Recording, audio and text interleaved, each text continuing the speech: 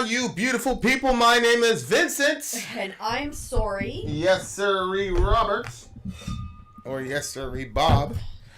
And does DJ Gabe have a thingy? No, he didn't send me one. He didn't send us a pictora? No, what the didn't. devil? Wow, your leg is very, very warm. Yeah, I mean, hot even. I just got out of the gym, you weirdo. All right. I did message him like 10 minutes ago, letting him know we were What's on. his name again? DJ Gabe. Have we done any DJ Gabe before? Oh yeah, we have. We have? Okay. Yeah. He's been with us for quite some time. Yeah, but I don't know. Has he actually done an actual DJ stream? Yeah. Okay. All right, DJ Gabe. Let's see what DJ Gabe is about to bring to the table for the homies. I'm pretty sure it was a full stream. I know that we were doing Pearl Jam. We did. I think it was Release. But you're right. Maybe it wasn't a stream. I'm not sure. I thought it was.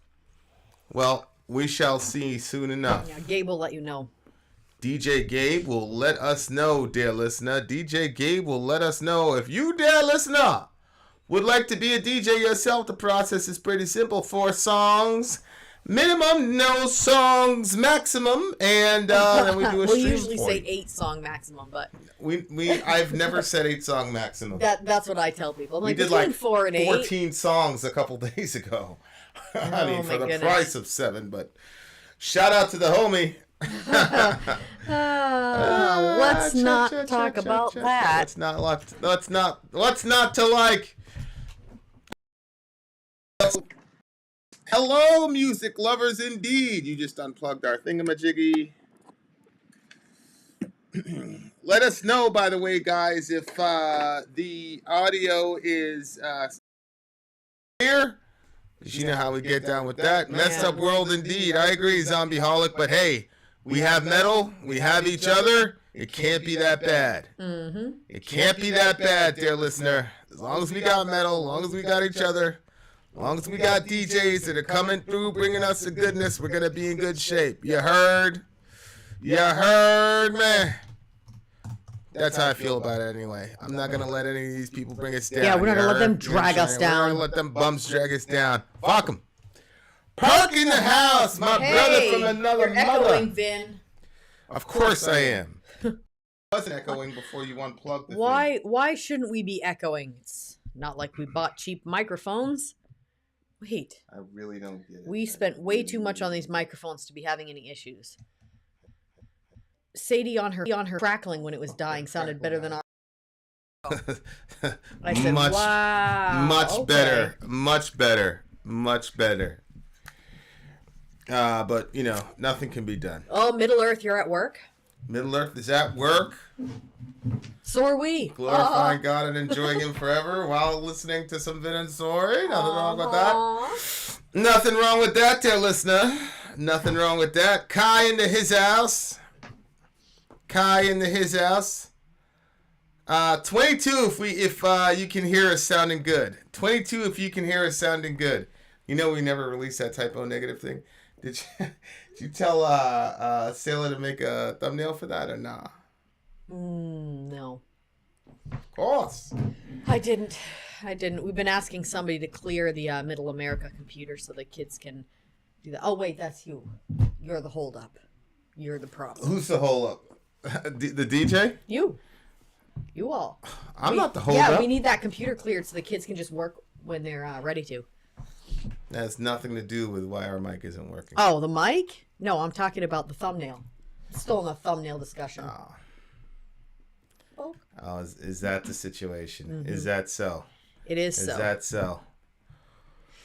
DJ Mike Franklin house. Maybe if you email the homie and tell him. I already did. Big homie Dan, what's good? Big homie Dan. I sent him messages. You should have seen Big homie Dan doing my little discussion. Really? Yeah, I had to look away from him because I was gonna start laughing. Really? I can't look at Dan. I can't do it. He's a bad influence on me. It's on your brother. I always like Perkinos's little screen cap thingamajiggies. It's always some saint or something. Oh, he changed that. Yeah. Okay, so I cannot hear Honey. the air horn. You know why? Yeah, it's doing a sound. It's called a sound check, you dumb butt. That explains it. That explains it. It's called a sound check. Okay, so it's not this. Could you hear it?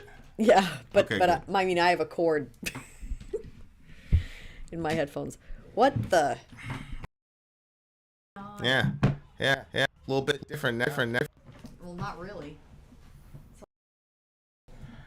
Okay, you have news for me. It better be good news. Okay, I think this is. I know we prayed for your brother a couple, like about a week and a half ago, so you better come with good news, bro. I got it. We're good. Yeah, but it's hooked up in mine, so. Also, guys, let me know if my mic is still. Can't be twisted up right now. We're working. Coming in good. It is okay. The big homie Dan. How are you? Sorry, I had to look away from him during the discussion. Couldn't do it. What? You what? You got 30 seconds. I do have 30 seconds, bitch. LGBTQ and 22. Let's get Biden to quit.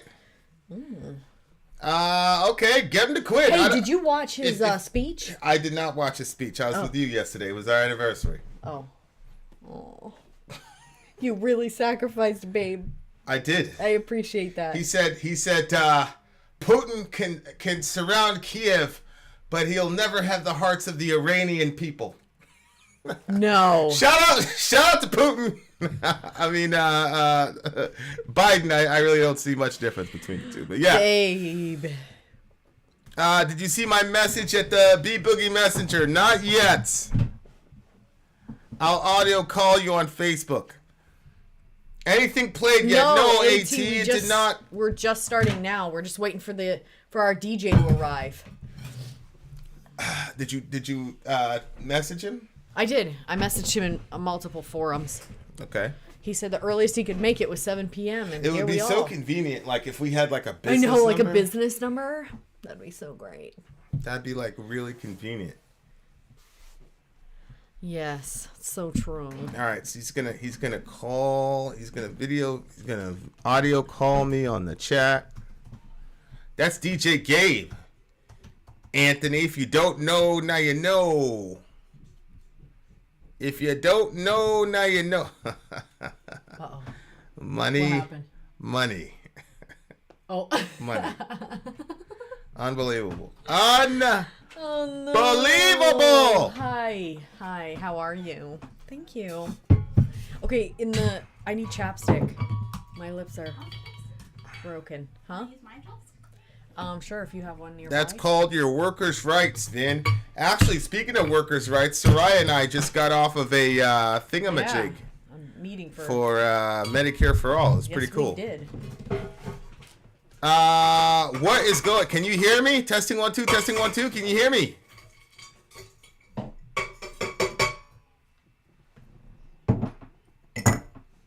Okay, tell me, what is the good news, bro?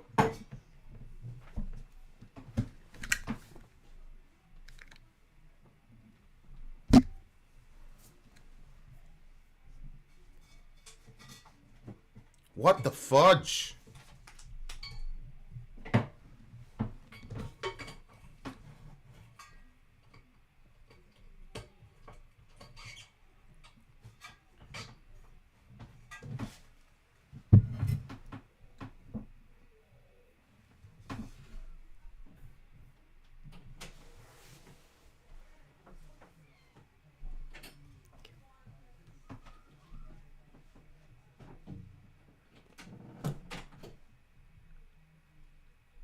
Oh my god. This is your brother?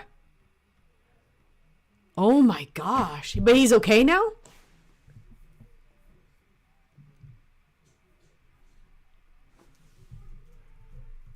Oh my gosh.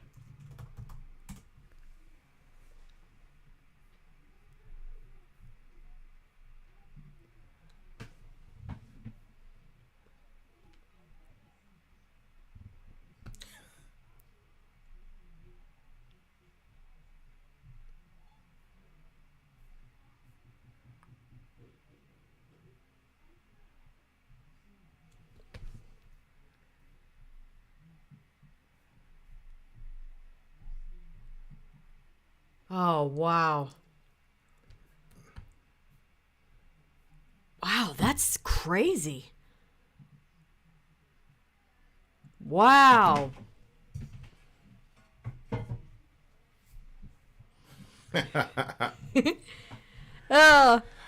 Yeah, we prayed like Praise God. Yeah, I remember like we prayed immediately on the show, right?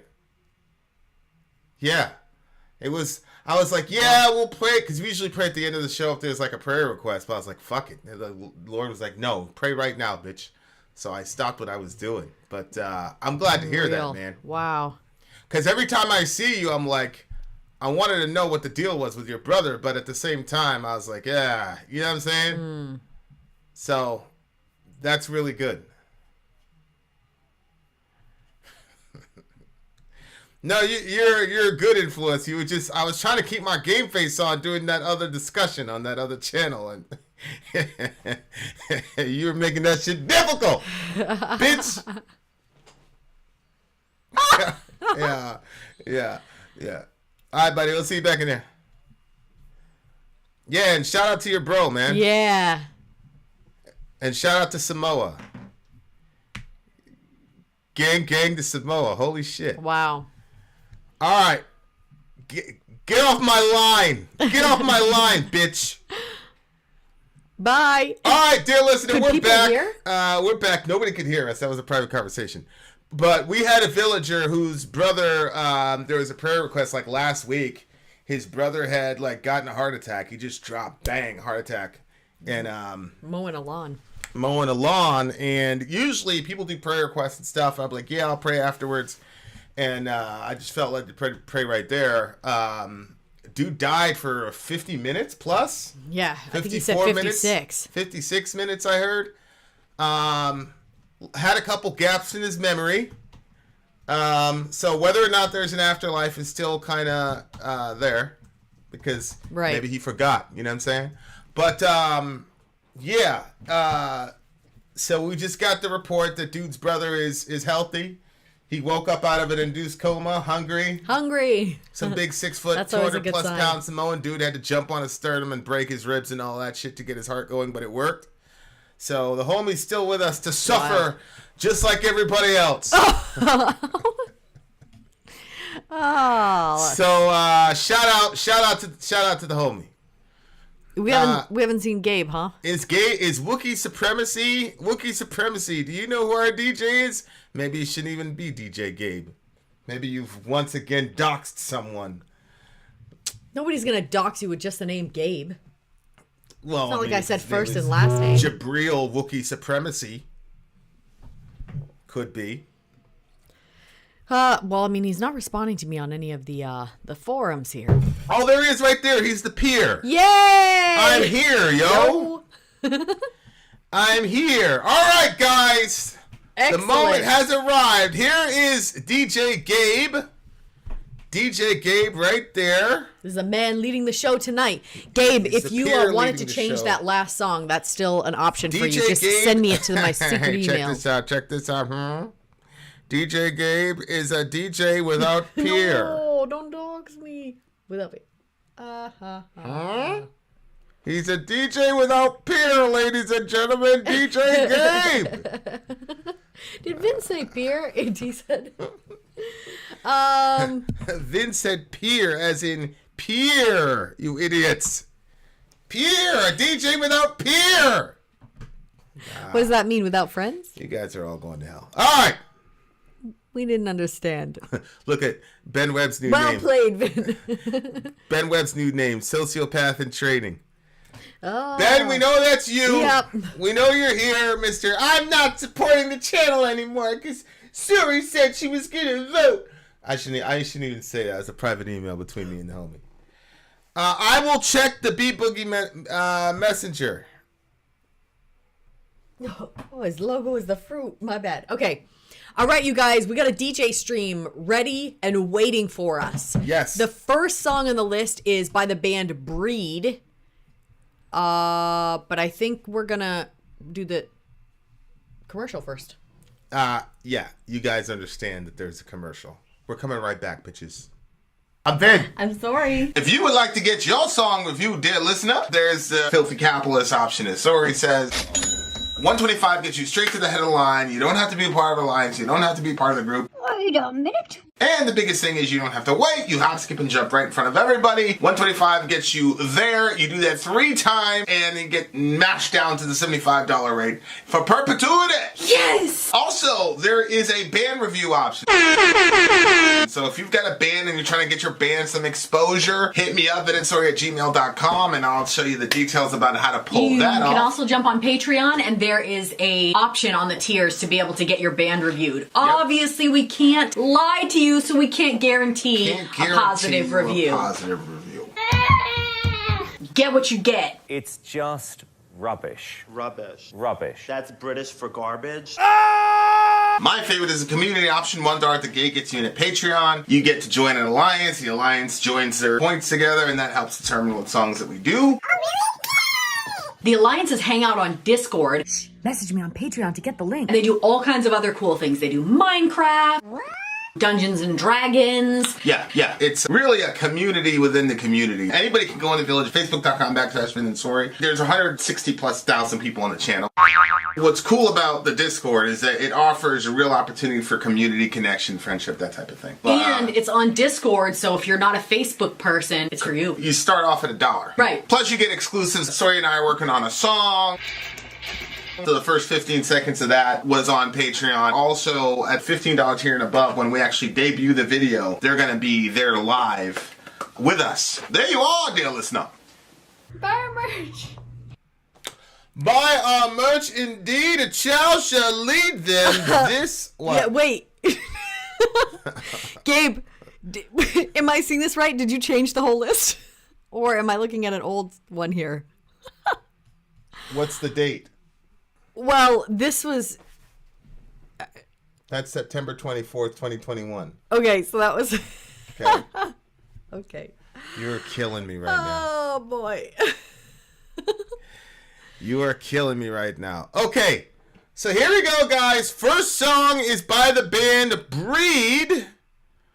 And the name of this song is called Eviscerator, I believe it's the name of the song. And he said it's a pretty obscure band, so the only way to get the lyrics was on Bandcamp. So there we are. We got them. And we're ready to go. I think that was all he said about it, too. Jessry in the house. Ray and he Slade, said he's Diecast actually Show curious in to the see if house. they're going to experience some sort of bump from our reaction, but he's hopeful. Inshallah. All right, let's see it, guys. Breed-Eviscerator, let's do it.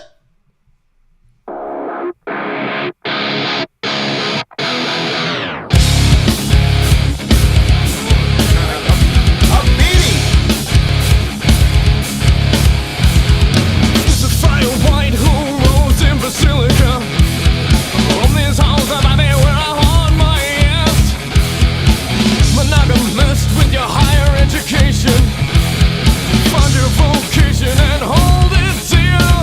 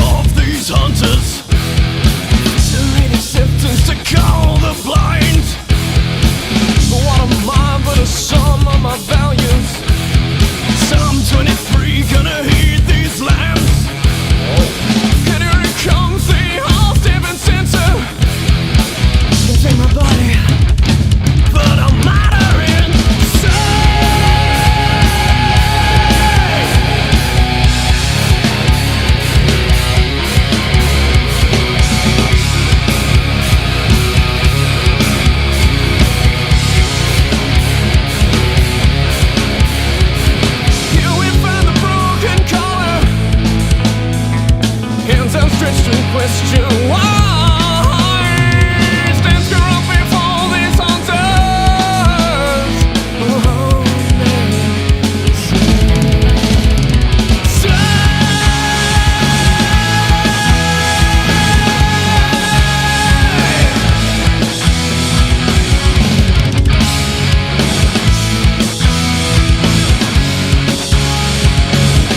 why won't you die? I will become the bloody child and good as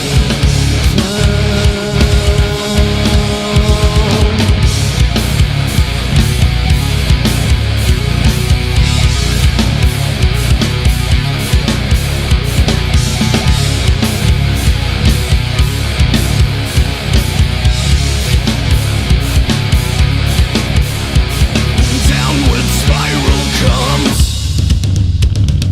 Segregate the masses. Cheap and shepherd lords. Breaking from what's after. Yeah. Left you in your sleep. I'm no longer weak. I am not ashamed. I will not break. I am not ashamed. I will not break. I am not ashamed. I will not break.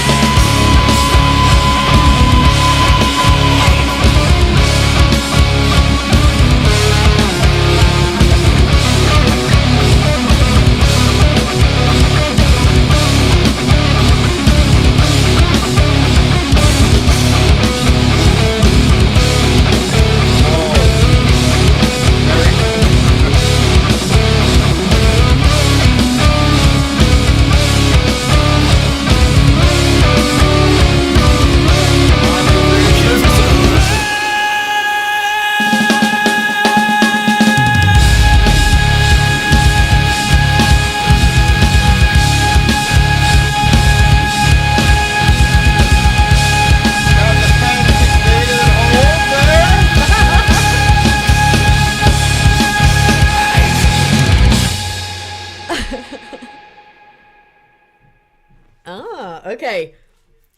This guy had a very unique vocal style at the beginning. It was so non-conventional that, you know how I like, I think Passenger is the name of the band. Like, the guy is a Deftones. very weird.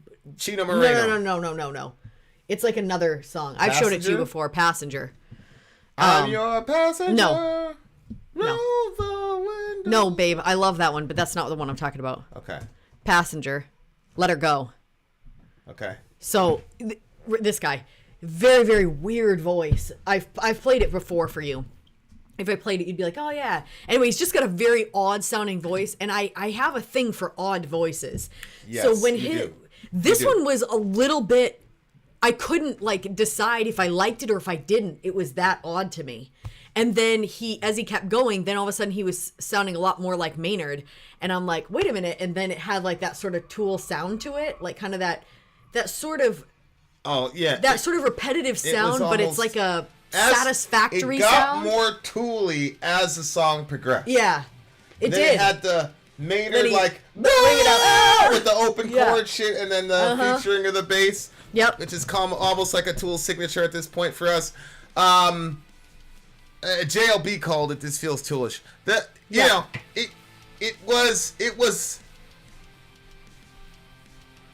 it felt like it was a song that was like 10 years late. Felt like this song was like a good song, like a really good, like. Well, when did it dated come a out? little. I don't know. I mean, they're kind of. And what if it came out 10 years ago? Yeah, I mean, even if it came out 10 years ago, it was, you could definitely tell, like, I don't know. Yeah, Bandcamp doesn't really give that information that I Bandcamp- see anyway. yeah. Oh, release date was 2018. Holy shit. So, Yeah. Okay, I kind of see what you're saying with that. I still liked it. What is the song about? Is this like the churches and like what we've done?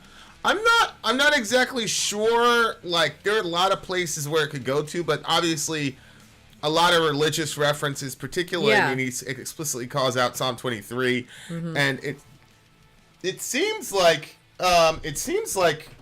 being a sheep. Obviously, at the end of the song, it literally says, "I am not a sheep," or "I won't be a sheep," or whatever. At the very, very end. I didn't think that meant like a follower, he says, though. I will not bleat. I am not a sheep. I will not bleat. Which, sheep does talk about being a follower, but it could also mean being prepared for the slaughter.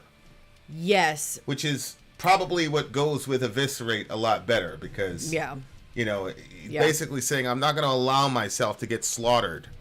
Well, he said over here, sheep and shepherd lords, breaking from what tasked upon us. I wondered if when he said that, if he meant anything like, you know how there'll be like, you could say the shepherd is like the pastor, the leader of the church, and then the sheep are typically all the people that go to the church. But when he called them all lords, I was wondering if it was like, you know how there's like one view of the church that there's like this leader, and then they're all like mindless sheep following the pastor. Then there's like another view where it's like they're all following, it is kind of the same thing, but they're all following the same sort of doctrine that's just condemning the world, and that if you're not with them, you're like worthless. Yes. So the sheep and shepherd lords, and then he says, I will not bleat, I am not a sheep.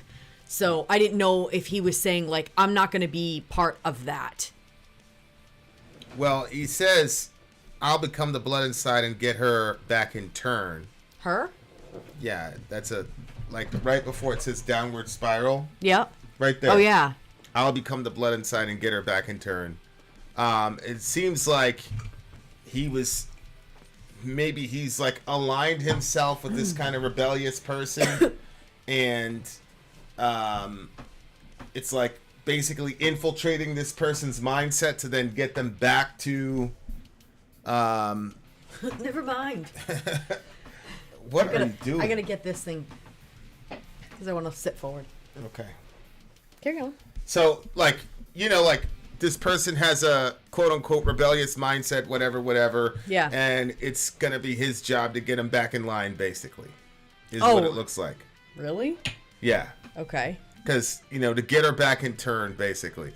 Fructified a white rose of basilica, roam these halls of ivy and whore my ears, monogamous with a higher education, to find my vocation and hold it dear, so you could fuck the little followers too, indoctrinate them, we'll start anew. This looks to me like a, pastor, whatever, he just came from seminary, monogamous with a higher education, to find my vocation and hold it dear, so you can fuck the little followers too. It's basically, how ecclesiastical leaders... kind of have that over their followers. We find the broken collar, hands outstretched to question why he stands corrupt before these hunters. Hope they sing, say, why won't you die? Broken collar? Where do you see that? You just read, and we find the broken collar. That's like call, or is it supposed to be like a collar? Collar, Yeah, is it supposed to be like... Or maybe it's a double entendre. Ooh, broken collar. Yeah. Again, like that's kind of... Hands outstretched to question why, which I kind of imagined a crucifix, hands outstretched to question why. But the song that they're singing is "Why Won't You Die?" You see this right there? Yeah. To hope they sing, to hope they sing. Say, "Why won't you die?"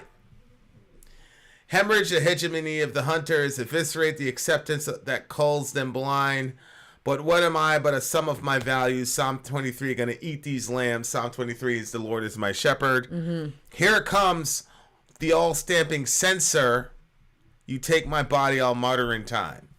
So it just looks like the guy is calling out the leadership or whatever, and then when you do that, they're going to cut your throat and all the rest of it.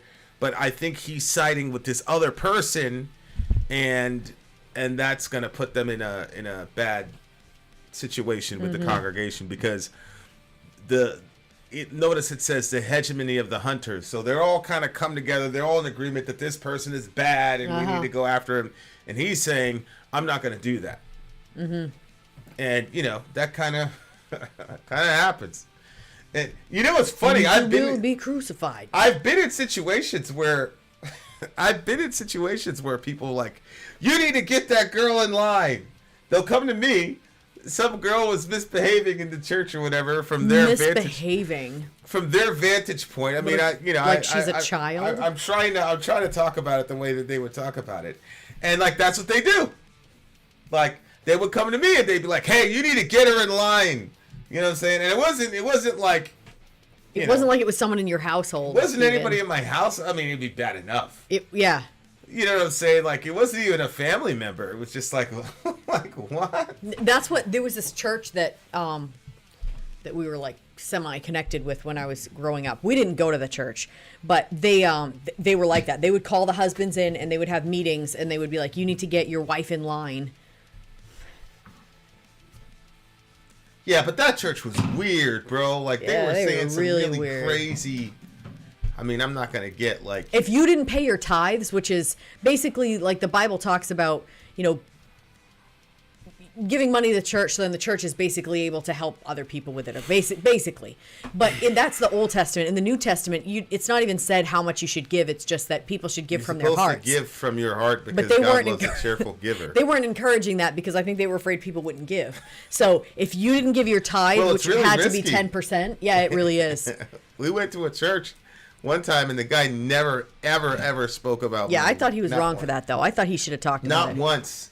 And people were selfish as hell. Yep. The village is more generous than those people were. I was blown away. I was blown away when we became part of the village. I was like, wait. The atheist, agnostic, pagan, witch, I'm like, this is going to have to be worse. There's a problem. Somebody needs help? Here, let me help. Well, let's get this thing straightened out. I was like, wait, what? Yeah, that Cat Williams shit. Let's get this thing figured out. Figured out. Christians are like, hey, this person's about to lose their house. Marxism! Well, then why were they working that job? Anyway. Unfreaking real. Okay, I see what you're saying. You know, it's a little bit dated, being that it came out in 2018. So you got to take a little bit of points down for that.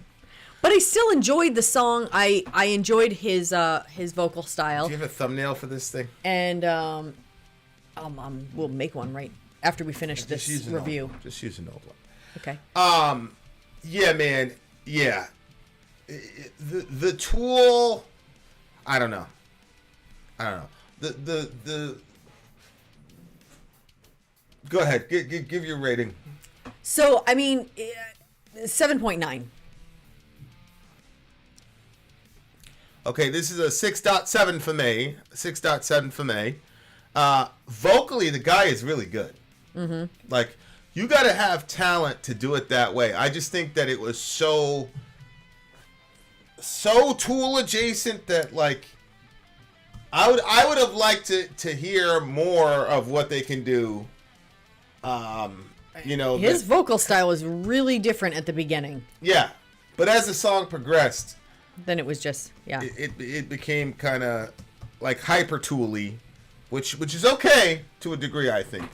But yeah, what? Yeah, I hear you. Anyway, I do. I hear. Oh, look. Okay, so you gave it a 6.7. Yeah, 6.7. Okay, well, What'd you give it? I gave it a 7.9. This marks the beginning of our live stream. Yes, dear listener. We're on to another song. Sit back, relax, get you some popcorn. Listen. Yep. And, you know, who knows? Vinny might bust out the guitar. We have some witchcraft next. We do? Okay. Witchcraft is next. Samaritan Burden. Vin out. Sori out. Go! I thought you said we were going to play some witchcraft. No. We're going to play witchcraft, huh? Play witchcraft?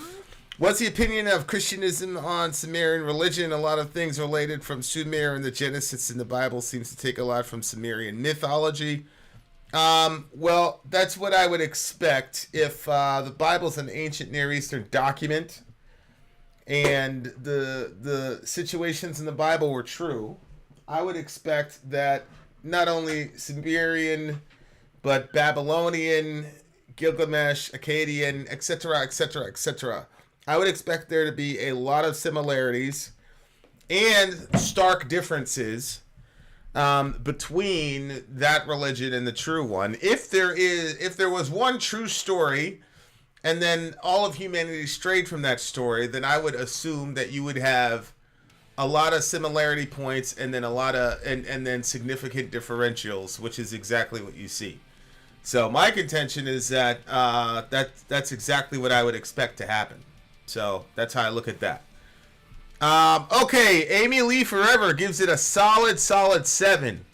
Hey, DJ Gabe, give us your what rating. Is your on rating? It. Yeah, I'm very, very interested in your rating, DJ Gabe. Having said that, dear listener, we're going back to the commercial. We'll be right back. I'm Vin. I'm sorry. If you would like to get your song reviewed, dear listener, there's the filthy capitalist option. As Sori says, 125 gets you straight to the head of the line. You don't have to be a part of the alliance. You don't have to be part of the group. Wait a minute. And the biggest thing is you don't have to wait. You hop, skip, and jump right in front of everybody. 125 gets you there. You do that 3 times, and then get mashed down to the $75 rate for perpetuity. Yes! Also, there is a band review option. So if you've got a band and you're trying to get your band some exposure, hit me up at insori@gmail.com, and I'll show you the details about how to pull that off. You can also jump on Patreon, and there is a option on the tiers to be able to get your band reviewed. Yep. Obviously, we can't lie to you, so we can't guarantee a positive review. Get what you get. It's just rubbish. Rubbish. Rubbish. That's British for garbage. My favorite is the community option. $1 at the gate gets you in at Patreon. You get to join an alliance. The alliance joins their points together, and that helps determine what songs that we do. The alliances hang out on Discord. Message me on Patreon to get the link. And they do all kinds of other cool things. They do Minecraft, Dungeons and Dragons. Yeah. It's really a community within the community. Anybody can go on the village, facebook.com/Vin and Sori. There's 160,000+ people on the channel. What's cool about the Discord is that it offers a real opportunity for community connection, friendship, that type of thing. And it's on Discord, so if you're not a Facebook person, it's for you. You start off at $1. Right. Plus you get exclusives. Sori and I are working on a song.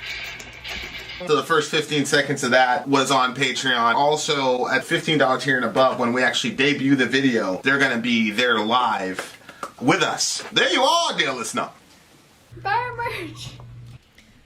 Buy our merch indeed. It shall lead them. Yes, to buy our merch. Yes, link is in the description if you're interested in buying the merch and checking it out. We have that really cool design back there on a shirt now, so yay.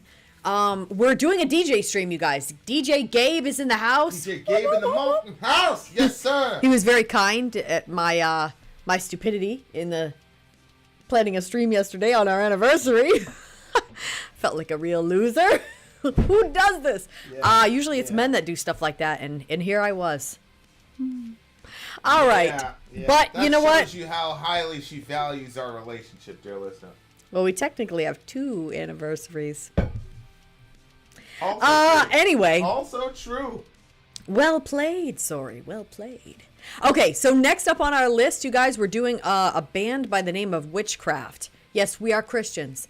Yes, we are going to react to witchcraft. The name of the song is Samaritan Burden. Maybe the Samaritan offsets the witchcraft. Well, is the name of the band Witchcraft? Is the name of the band Samaritan Burden?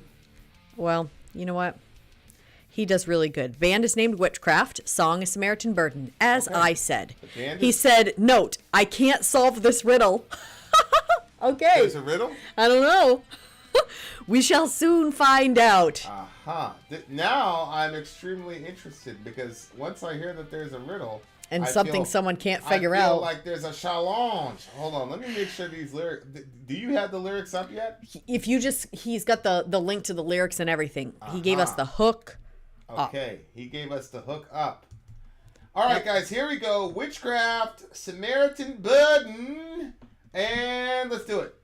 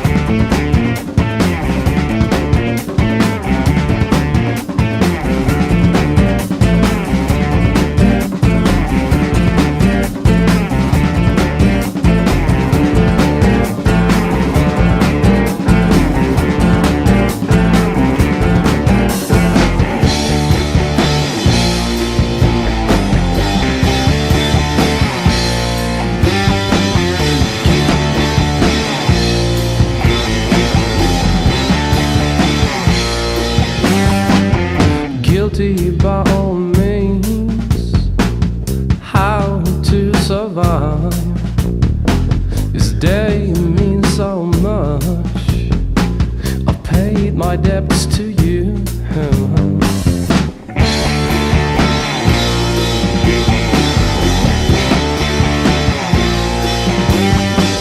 Sleep in fusion fire, awakened by the guilt again. Bear my innocence, wake my innocence.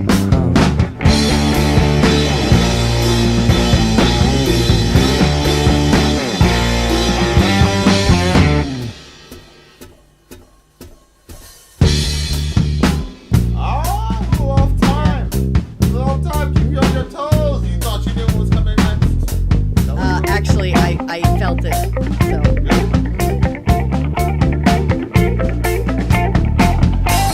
It's just a spectre, an interlude of confusion. Don't let it scare you so. Be it thoughts of amusement. The light count is dark as it reaches its peak. The blended balance, the bowl takes it all.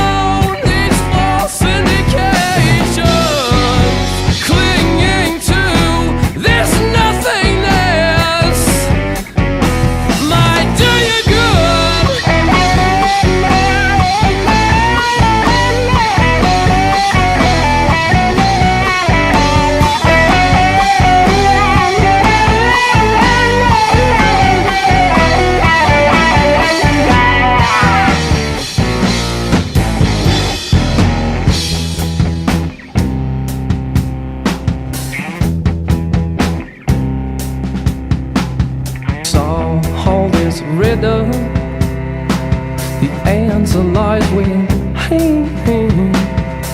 Tan-topping, no host, where the hero grant is.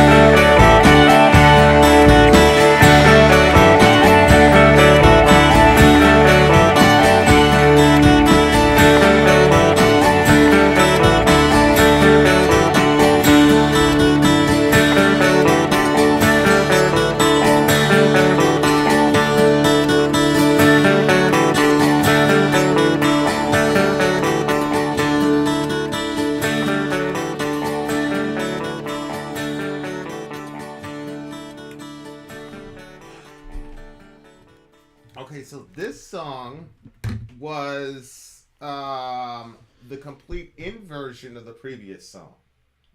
Because What do you mean? he came on sounding immediately like Maynard, and I said, "Oh no, another Tool cover band." And then it went, whoop. First it was like a funk Tool band. Yes. Then they started inserting the Jethro Tull stuff, which somebody mentioned. I felt like I needed Jethro one of Tull those without the those flute. flower things at the end. Yeah, like that 70s shit, right? Yeah. Like, you just live off the line. Yes. Live off the line. Yes. Yeah, man, like, it was a really strange experience, and I'm not certain how I feel about it. Oh, I know how I feel about it. Sonically, because it was like a little bit all over the place, and some of the moves or the transitions were a bit jagged. And I generally don't like that, but for some reason, I don't know, and there's certain fans that are gonna murder me on this. They're like, but I liked it. What can I do? I'm sorry. Other band, y'all know what I'm talking about. I'm sorry, but I kind of like the weird. I like the weirdness of this band. Yeah. Man. Yeah. What were you saying? I mean, I liked it. I liked it because, first of all, sometimes weird transitions, I'm like, yo, I felt that. But then there are other times where a song has like a sort of oddity to it that I don't even notice that there's been an odd transition. Probably because you play the guitar, you really notice it. Yes. There are times where it's like the sonic, I guess, experience of the song. You're like on this ride, and then if it skips a thing, you feel like that gap. Like, you remember that Donkey Kong game? Yes. Game with when you're in the carts and you flow. had to jump just at the right time to make it onto the next track. Yeah. But this one to me it wasn't like that. It was kind of odd. Plus the discussion talking about guilt. Guilt makes you feel off. It kind of like it doesn't really have like a flow to it. Like, it's kind of like ugh. And I thought it was interesting because it's called Samaritan Burden, and I mean, I really don't know like if they're talking like when people say the Samaritan or the Good Samaritan, we're all talking about the same story, and I don't know if it has anything to do with that. Guilty by all means, how to survive this day means so much. I've paid my debts to you. Yeah. So I didn't know if it was literally, if it had anything to do with the Good Samaritan or what we were talking about. I think there's probably some correlation between, in this guy's mind, because the whole point of the Good Samaritan is that you had two other people in the parable that did not fulfill their obligation. And so, in essence, they were guilty. So you had this guy, he's beat up, and one guy's basically an expert in religion, and that guy crosses the street. Then another guy is like an evangelical Christian, basically. Is the equivalent of an evangelical Christian. I don't know if it's actually in the Bible passages, but in like the kids' versions, which I always really liked, that one that was like an expert in the law that crossed the street. Yeah. He would, like, in that, they always made it like, well, he was going to be going to the temple, and to get to the temple, like, you couldn't touch unclean people or do this or that thing.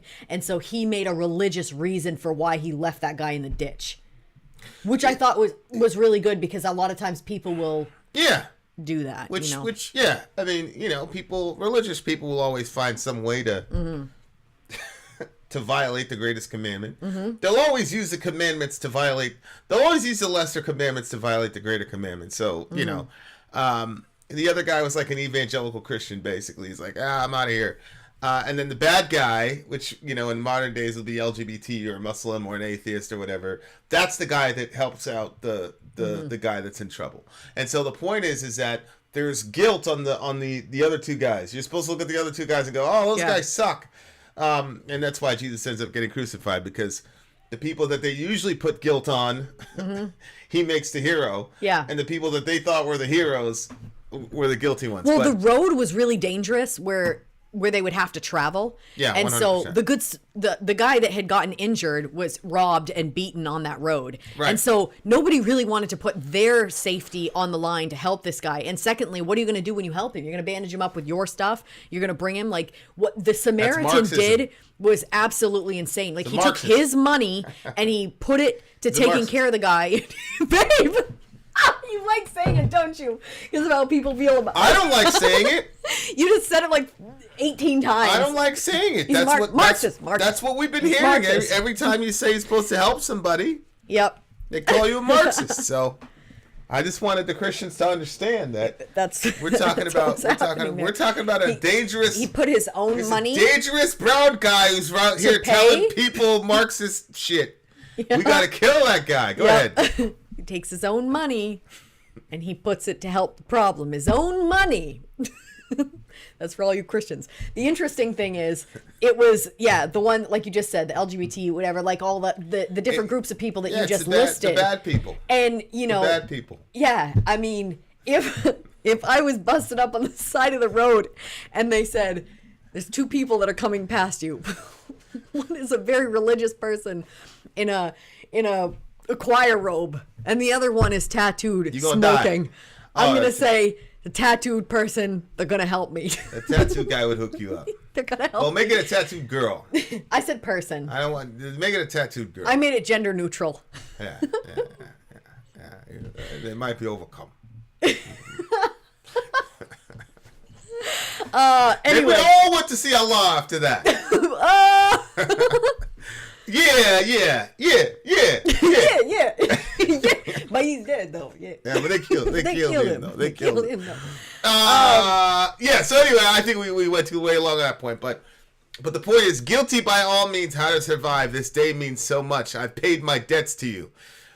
Okay, what the song is about or what it meant to me are two different things. You can go on what it's about. For me, it was a lot about guilt, and I really I like that because I'm you know, Vinny, he says the F word, and that's how he's a bad Christian.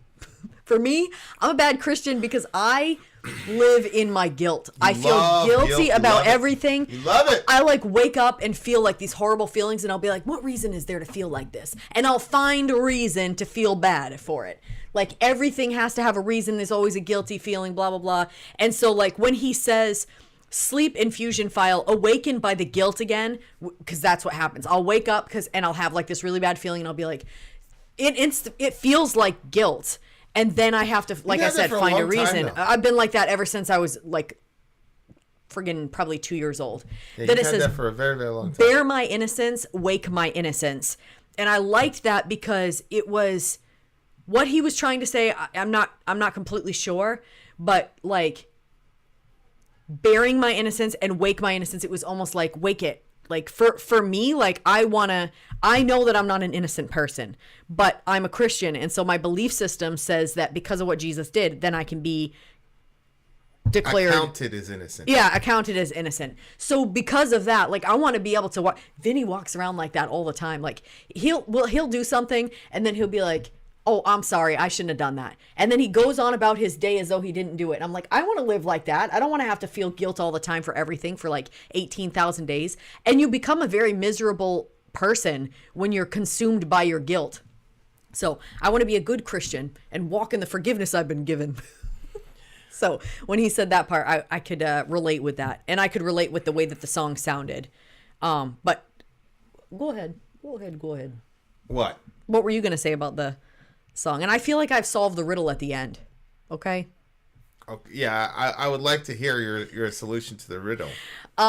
Okay. But it's just a specter. Well, it's interesting because usually, you know, somebody has to bear guilt. Mm-hmm. Like a lot of times in Leviticus, it's like such and such. He will bear his iniquity. Mm-hmm. He'll bear his. But here he flips it because he's carrying guilt. So he's looking to this other person or this whatever to bear his innocence or to wake his innocence, basically to help him escape from guilt. Mm-hmm. Which I really actually like as a literary device. That type of irony is brilliant. Yeah. Because like if you look at the term wake, and I'm like hyper literalizing it, But awake would be as if from a dream. And obviously from a Christian construct, I look at God as ultimate reality. You know, I was having a conversation with a person that's very dear to me. I don't know if I'm very dear to them. But they were talking about dualism and goodness and badness. And I didn't have the time because that was not the forum for the discussion. But goodness is a real ontology in itself. Badness is simply a depletion of goodness. So I don't need badness to know what goodness is. Right. You have to have goodness to know what badness is. But I don't need badness to know what goodness is. I go, well, what do you compare it to? I compare it to God. Right? So if I want to know what good is, I just compare what is this thing compared to God. Right. If I want to know what badness is, I'd say, okay, well, what is this thing compared to good? And so I don't need badness for goodness to exist. Yeah. Okay. Yeah. So then it says... I'm with you. I'm tracking with you. Okay, so if that's true, and it is, then guilt comes from badness. So if I wake up to ultimate reality, then guilt would have to leave. Because guilt is a consequence of badness. It's a part of the dream. It's a part of it's a ghost, as it were. It's not ultimate reality. Ultimate reality is goodness, and there is no guilt in goodness, which is why John tells us there's no fear in love, but perfect love casts out fear, because fear has to do with punishment. And the one who fears hasn't been perfected in love. Why? Well, love is ultimate reality. Fear is not ultimate reality. It says fear has torment. Fear. That's true. Fear is part of the dream. It's not ultimate. So when you wake up to ultimate reality, then fear has to go. And it's obviously the same concept with guilt. There's a clear connection between fear and guilt, especially in a religious context. And so I think when John says there's no fear in love, there's a hole that's packed into that. That would be guilt. That would be, ungodly regret, yada, yada, yada, yada. Because Paul says that godly repentance leads to joy, leads to a change in joy, whereas worldly sorrow leads to guilt, it leads to regret. And so this world, this simulation, whatever you want to call it, carries all types of horrible negative emotions. And God's job is to bring us into the real world, because in the real world, nobody walks around with guilt and fear. Guilt and fear is used by religious people to control people as a control mechanism. Because when you take away guilt and fear as a control mechanism, then there's no control religious left. people go, whoa, how are they gonna? And Paul says, oh, well, the love of Christ compels us. So now the control mechanism is love, and love is part of the ultimate reality. It's part of the real world. Right. Guilt and fear is not part of the real world, so it can never really drive the engine because it's not ultimate and real. It's part of the simulation. Go ahead. I mean, if you don't know love, then love does not seem like a motivator. It seems like a way to get tricked. What do you mean? It seems like a way to get tricked. Like if love is the motivator, then it seems like it would be easy for people to. Like if the church was motivated by love and they were motivating other people by love, because they're so accustomed to motivating by fear, that it seems like if you don't motivate by fear, that you're just going to everything's going to go wild. Yeah. But that's another fear in itself. Yeah. And everything going wild is another torment that they're afraid of. It's part of the illusion of this reality outside of ultimate reality, which is God. And so Amy said, if there's no goodness or concept of the same, there should be no guilt either. Well, yeah, if there's no goodness, then there could be no guilt. And that's what people do with guilt, is to say, well, because I can't deal with guilt in this reality, instead of trying to figure out how to get out to the other reality, we'll just say, well, there's no goodness either. Because if you eliminate goodness, then you can eliminate guilt. Well, I would just say that, look, this is a process. And if you look, The threshold's been diminished. Your ideals are gone. The struggle's almost over. You found your pot of gold. Mm-hmm. So for me, finding ultimate reality by nature has to be outside of this reality, and it has to be something incomprehensible, because the few things that we can comprehend in this reality, like to this moment, I have no idea, and I don't really think anybody intimately, completely knows how the hell this camera and these screens and these rays of people like, oh yeah, it's a satellite ray, it goes up to the sky and it goes down and it's almost instantaneous, and we don't know Looks how. like there's words right here. There's nothing. There's nothing over. There's nothing here. It's a projection. Yep. And what I'm pointing at are symbols. Mm-hmm. These letters are symbols that are all coming together to create a tapestry of an ultimate reality in your mind. Yada yada yada yada. We've already had this discussion. So my thing is to say, this whole thing is a journey, and if you're feeling guilt, I don't think the solution is to eliminate all goodness so that you therefore don't have a standard by which to judge yourself by. Mm-hmm. I think it's to say, okay, but to take a realistic understanding and realize that if there is an ultimate good, it's always good, and you're never going to meet up to it, ever. So even if the thing that you feel the most guilty about was eliminated from your life, if you really took a close investigation of yourself, there would be 19 million other things to feel guilty about. Mm-hmm. And for me, that's the simplest way of looking at the cross is for God to make the ugliest way possible for Jesus to die and say, is that enough? Okay, that's enough. I don't like that's enough. You're okay, you're as horrible as you want to be, whatever. That's enough, and I still love you. So now let's go on and world build together, and let's go on and get a journey to ultimate reality so that we can recombine again. Mm-hmm. And so, if a person just keeps coming back to guilt over and over and over and over and over again, then God's like, fuck, we're on step one again. Yeah. You know what I'm saying? Yeah. Like, I think it's kind of one of those things where God wants to get to, like, step 19 and step 25. There's so many other things that we can do. And of course, you got religious people who, because they're so caught up in fear, have to feel that they have to control other people, and feel that, because they can't control themselves, they need external proof that they can control other people, which then makes them feel better.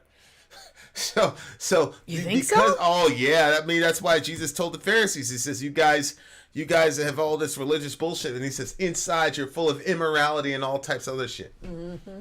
So why were you going around putting all these heavy burdens on other people? So that you could externalize the control, so you could control them, so you could feel better about yourself. So yeah. That's how I feel about it anyway. So lyrically, I thought that this was a brilliant lyrical kind of treatment of the concept of guilt. I mean, I don't see a lot of like Jesus cross here, and it's probably an anti-religion song to a degree. Mm-hmm. And obviously, I think if people are doing religion correctly or doing Christianity correctly, that you would be completely liberated from guilt. I mean, we're commanded. Yeah. This is one of the rules actually in the New Testament. For freedom, Christ has set you free. Do not let anyone put you again under a yoke of slavery. Mm-hmm. And the slavery there was religious laws. Galatians. Right. Yeah. It was guilting people into following like hyper-religious laws and feeling terrible. And the guy who wrote that book almost went as far as to say, if you keep letting these people bring you down with laws, you're not even a fucking Christian. Like, he was threatening people with hell. I mean, I understand why he was going at it so hard, because there's so much of your person that you will lose if you're, dragged down by guilt. Because like you said, you can't function in love when you function in guilt, and you're going to do everything differently out of a heart of love than a heart of guilt. So if you're, helping the poor because you feel guilty and you need to do something about it, eventually it's going to embitter you. But if you're doing it from love and you stay in that place of love, it's really a different, it's a whole different thing, what you're going to give and what you're going to take from it. It's really fascinating, because guilty people are some of the most selfish people you'll ever meet in your life. Mm-hmm. Because guilt Why is that? Because guilt, by definition, is an inward emotion. Love is an outward emotion. It can be inward and outward simultaneously, but you can only be inward with guilt. You can only be inward with guilt. Yeah. So by definition, it makes you a selfish person, because then what ends up happening is you either fall on one side and just become a completely bitter, horrible person and go, well, I'm so fucked up and horrible, I'm just going to be as horrible as possible, which, makes you an obvious selfish person. Mm-hmm. But then there's that subtle selfish person who is so full of guilt that they're trying to do everything good to work off the guilt. And so it's a self-motivated kind of altruism, so that when people don't recognize it, you see them go, "Rah!" And that's one of the ways of finding a guilty person, is that when they do something nice for other people and people don't respond in the way they think they should, they go crazy. And the reason is because that lack of gratitude does not give them that endorphin kick to relieve them of their own guilt. So they go "Rah!" to other people. Definitely, some of it could be like just the plain gratitude or whatever. But a lot of people, like liberated people who don't really have a guilt complex, even if you don't respond well to them when they do something nice to you, they genuinely don't care. Because they're like, well, I wasn't doing it to assuage any guilt. I was just doing it for love. And love is a gift itself. Mm-hmm. So I've already gotten my reward. I mean, if you don't respond back, that's okay. Yeah. But I've already got the cake and the icing by actually doing the thing in the first place. The love that you feel for the person is the cake. The doing the thing for the person is the icing. The thank you is not the icing on the cake. The doing the thing is the icing on the cake, because being able to love a person purely is already the cake. But being able to express it tangibly is the icing. So if the person, if you've just eaten like the most awesome cake ever, and somebody comes up to you and says, "Oh, that cake was trash," you're gonna be like, "Okay, I enjoyed it, but okay." But a guilty person can't experience giving like that. A guilty person has to experience. They have to get that feedback loop, because they've already got a vocals in their head telling them, "You're horrible. You're horrible. You're horrible. You're horrible. You're horrible." So they have to get that feedback loop to have somebody else say, "Oh no, you're good, you're good, you're good, you're good." So if they don't get that, watch out. They will cut your throat, boy. It's not good. Scary. Anyway, I went on a complete rant. What do you give this song? 8.9. Danny goes, I feel guilty dropping in the middle of the guilt and cake conversation. 8.9. I thought this was very intelligent lyrically, so I'm going to give it a 8.999. Okay. Right there at a 9. Although I was just very, very impressed with what this band did. Yeah. Lyrically and vocally. Yeah. Because I'd never heard anything like this before. Oh, also, I think that, so at the end of it, it gave two, can you pull those lyrics back up? Yes. So I had to look up, obviously, the two words that were involved in the riddle. The first one, it looks like is some character from something or another. And then the other word at the end was like a symbol or a sign. So I think it has to do with some... Tantablin knows where the hero Yeah, that's a character, knows where the symbol or the sign is. So I think that it fits in with this song, but we don't know the actual story of that character, so... Solve this riddle. The answer lies within. Tantablin, well, hierogram. What, a hierogram? That's a symbol or a sign. Snake, right? Well, it said a sacred inscription or symbol. Yeah, but the symbol, go to image. That was not the snake? Yeah, that's right there. Huh? What is that? I think that's the original stuff. Each moment spent on this bright blue planet is precious. Yeah, but it's a. I'm pretty sure the hierogram was a serpent. I'm not sure. So maybe it's saying that the answer lies within. Is that who's Tantablin? Who's that character? What does he do? I don't know anything about the character. See, Tantablin character. It's a comic thing. So he knows the symbol. So I'm assuming that in this, maybe he figures out like. A game of you. Maybe he figures out the guilt thing. I don't know. I just think that... Interesting. I think that it has to do with the character. I guess I didn't really figure it out completely. It made a whole lot of sense in my head after. Some people before carry we guilt. talked about cake. Some people carry guilt throughout their lives with no idea how to heal from it. I don't know how to heal from it either outside of Jesus. That's me. That's just me. Okay, we're coming right back with another jam, dear listener, and I'm not going to feel guilty about it at all. Vin out! Sorry, out. Gone! Where goest thou? She goest thou. Okay. Guys, I'm coming right back with another jam. Commercial break. Y'all know the deal. We shall return soon. I'm Vin. I'm sorry. If you would like to get your song reviewed, dear listener, there's the filthy capitalist option. As Sori says, 125 gets you straight to the head of the line. You don't have to be a part of the alliance. You don't have to be part of the group. Wait a minute. And the biggest thing is you don't have to wait. You hop, skip, and jump right in front of everybody. 125 gets you there. You do that 3 times, and you get mashed down to the $75 rate for perpetuity. Yes! Also, there is a band review option. So if you've got a band and you're trying to get your band some exposure, hit me up at insori@gmail.com, and I'll show you the details about how to pull You that off. can also jump on Patreon, and there is a option on the tiers to be able to get your band reviewed. Obviously, we can't lie to you, so we can't guarantee a positive review. Get what you get. It's just rubbish. Rubbish. Rubbish. That's British for garbage. My favorite is the community option. $1 at the gate gets you in at Patreon. You get to join an alliance. The alliance joins their points together, and that helps determine what songs that we do. The alliances hang out on Discord. Message me on Patreon to get the link. And they do all kinds of other cool things. They do Minecraft, Dungeons and Dragons. Yeah. It's really a community within the community. Anybody can go in the village, facebook.com/Vin and Sori. There's 160,000+ people on the channel.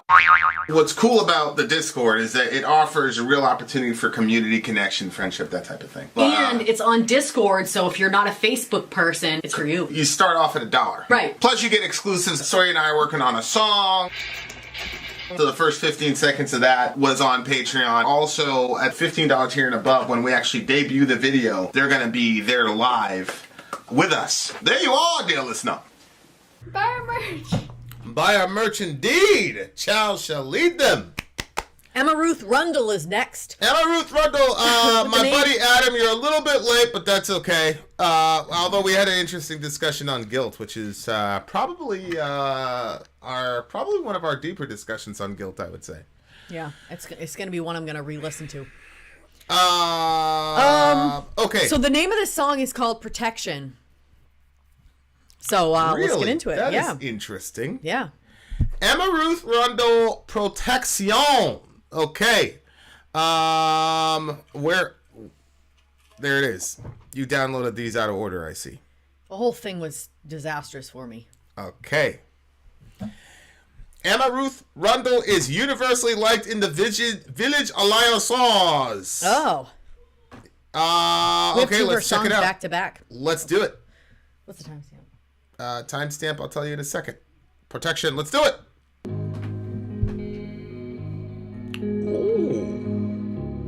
I think I wanna. Is this an official video? I'm not sure. Looks official to me. It does. Alright. If we die, we die.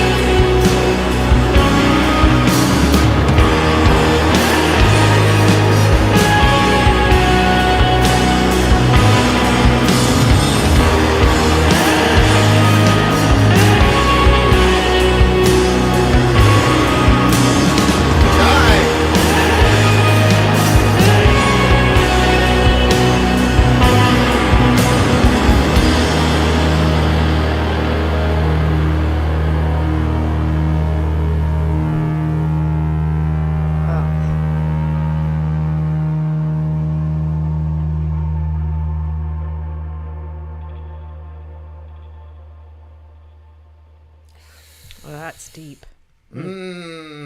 If we start just randomly fading away, dear listener, it's because we got blocked because that looked like an official video. But inshallah, we don't. But if you do see us blocked, just stick around where we are returning. Wow. Gabe is hilarious. He's like, don't change the title. He's like, there is no black metal coming. Yay, Gabe. I was ready for a night like this. They call this post. You know that sound on that song that I'm working on. Yeah. When I don't have that master puppet setting, but I have that other setting, it's called post punk. Oh yeah. And it's my favorite setting on the thing. But like the post sound, whether it's post metal or post punk, I love that. That I just love that sound. It's one of my favorite sounds. Go ahead. This woman terrifies me. Having 2 daughters, it terrifies me. Yeah. When I hear songs like this. Yeah. Yeah, it's yes, I agree. I love her. Again, this is one of those odd sounding voices. Gabe, are you like into like a little bit odd sounding voices as well? Her voice is just a little bit something different, but it was like, it was painful sounding, you know, like it had that sort of haunting sort of sound to it. And then when she, like what she was singing about, I mean, I think that lots of women can relate to what she's talking about and what she experienced. And, you know, what I got from the song was that she was saying, like, so I used to have this idea that all men were bad. Like every single one of them, all of them were bad. And you just had to like kind of tie yourself down to one that was less bad. And that perhaps if he loved you, then he would protect you because he loved you. And then I found myself in a situation where I thought that the person loved me, but I didn't necessarily feel safe with the person. And then more stuff was happening that was not safe. And it was like, it was a pretty bad feeling because I thought that I was going to be safer than I was. Like, I didn't think it was going to be completely safe because, again, I was still with a man. But I thought that I would be safer. Like, the kinds of things that happened, I would have thought, okay, that is what that person was supposed to protect you from. But then they were the ones that were doing these things. And it wasn't until being with Vinny that I realized that there are good men out there and that there are men that are not just like out there to just take and hurt women. It was hard when she said, just for 16 days, I let him tie down the frailest part of my body, or me. And that kind of reminded me of like, so there's this passage in Revelation where it talks about like, it goes into like details of like weird little days, like for an hour or for like 10 days or something. And basically it's communicating, you know, a short period of time or a very long period of time. And so it seemed to me like when she said that to me, it was like for a space of time, like she allowed that. But it was really sad, the part where she says, I'm small, but in your arms, you're colder in your heart. I'm worthless in your arms, but you offer this protection no one else has given me. And so that kind of fit into like what I was saying about how I thought it was like, you know, he offered a protection. You really thought that he was going to be a protector? No, like I said, I thought that all were bad, but I thought that because, okay, so when I was working in the public eye, I wanted to work in the public eye because I felt like if I worked in like a call center, that I was going to get seated beside really creepy people and there was going to be no public to distract from the creepiness. Yep. So then I worked in the public, but working in the public didn't make you feel safe either because now it's a revolving door of all the people that are coming in. And then obviously you're going to get like stalker type people and really creepy people. And I didn't know how to deal with that at the time. Now I would handle those things differently. But at the time I was so young and I hadn't been really taught anything and I hadn't been around a U-type person. So unfortunately, I really didn't know how to stop those things. So my thought was, you know, like there was that girl the other day that we met, and we'd wear like a wedding ring, so then it would make it look like you were with somebody. And I would tell, like, sometimes when people would like make me feel uncomfortable, I would tell them, yeah, I'm with somebody, blah blah blah, even though that wasn't true. It was just my way of, because that seemed to be the only stopgap for bad guys, was that there was another guy. Regardless of how protective or not protective the person was, they were still a stopgap.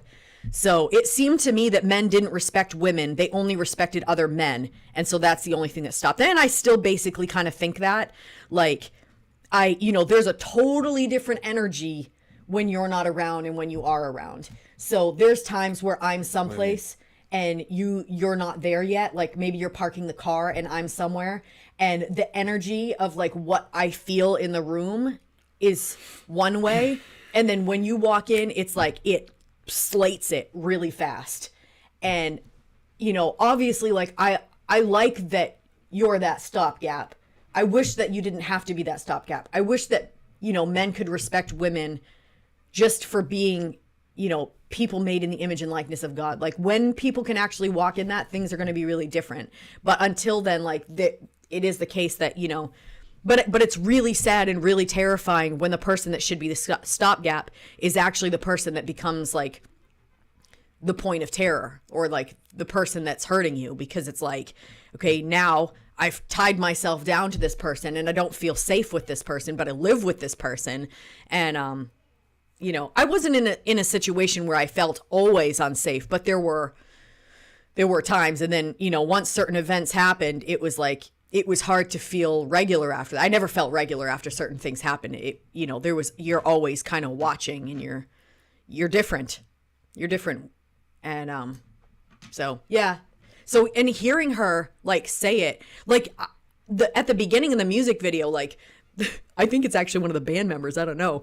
He like came by like real creepily by the camera.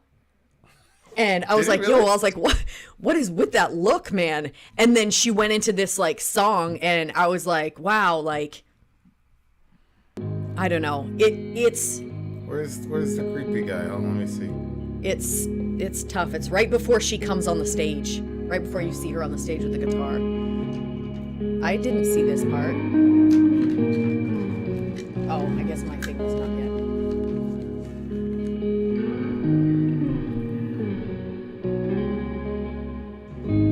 This guy. Oh. Yeah. I see. And I don't know what they were trying to communicate with that, but that like sort of like leering and like going by, like that's happened so many times where somebody like does that, and they like try to look way too deep into your eyes. It's very uncomfortable. And I think that people are so acclimated to, like, I think that some men are so acclimated to doing it, they don't even realize like how terrifying it can be for a woman when she's in that situation, especially if she's had sexual or anything like that. Like, sometimes it's just, the guy doesn't realize it, I think. But, if you're looking at a woman in a lustful way, like, I think that there's times where a girl like wants to be really noticed by a guy or something like that. But there are, if you don't know her and you're looking at her lustfully, like you want to do something with her sexually, and she's not interested in that with you, then that look that you're giving her is going to remind her of the sexual assault that she's been through. So, because the look is the same. It's that look of somebody that wants to just get way too deep that has not been invited to do so.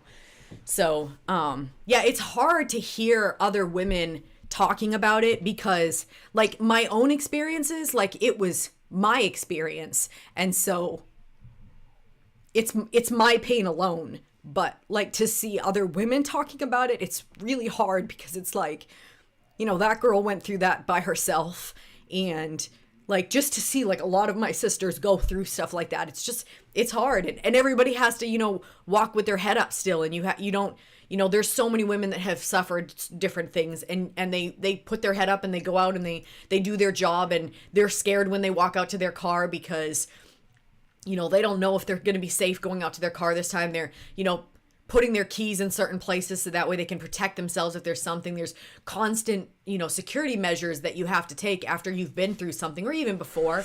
But to live life like that, like, I think that there's a lot of men that don't understand that, what it's like to live your life in a sort of fear. And I lived literally my whole life was planned before. Like I was always on guard for something to happen or whatever. And I remember I was working with this guy. He was a nice guy, but I didn't really know a whole lot about him. But he told me that he could walk me out to my car because of the stalker situations that I was having. And I was like, I was scared because I was like, well, who should I be more afraid of? Like, I don't really know a whole lot about this guy. Like, what if he's the bad guy? And then, something bad happens because I let him walk me out to my car. But I had to I let him walk me out to my car, and he never did anything. He was really nice. You would look at him and you probably wouldn't think that he looked like a very safe person, but I don't know. He never tried anything. You interpreted this as she was a victim of sexual assault? I took this as she was a victim of something. I mean, like abuse of some sort.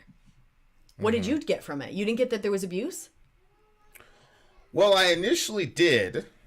I'm worthless in your... And then Negative Vibes says... There's a good chance that the subject matter is about a very alternative lifestyle approach to sexuality as well. Wait, what do you mean? I don't... Well, you remember, like, that very popular... I'm just speaking in code because the kids are upstairs a little bit. Very popular movie, 50 Shades of... Yeah. And there was, like, a contract for X amount of days and all the rest of it. So when he said that, when Negative Vibes said that, where he said there's a good chance that the subject matter is about a very alternative lifestyle approach to sexuality, it looks like, contract for 16 days. I let him tie down the frailest part of my body. I'm small, but in your arms, you're colder in your heart. I'm worthless in your arms, but you offer this protection. There was that exchange of the dignity for protection type of thing, the control, that type of thing. You keep talking down to me. I gave him 16. I let him choke the frailest part of my body, et cetera, et cetera, et cetera. So yeah. So it, I mean, I can see that as well. It looks like, but and it was a presentation. It was a massive seller among women. Go ahead. Yeah, it's true. I mean, dudes were not interested in that book at all. Yeah, but I think that if I'm not sure, I'm just taking a stab in the dark here. I think that the lore for women was that he was like a protection for her, because you remember that other guy came in and he was like whatever, and like he was like that stopgap for her. Yeah, he was gonna put in work. He was powerful. He was a powerful alpha male. He was right, and he was like, he was kind of colder in there, and like stuff got a little hectic, but there was a sort of stuff got a little hectic.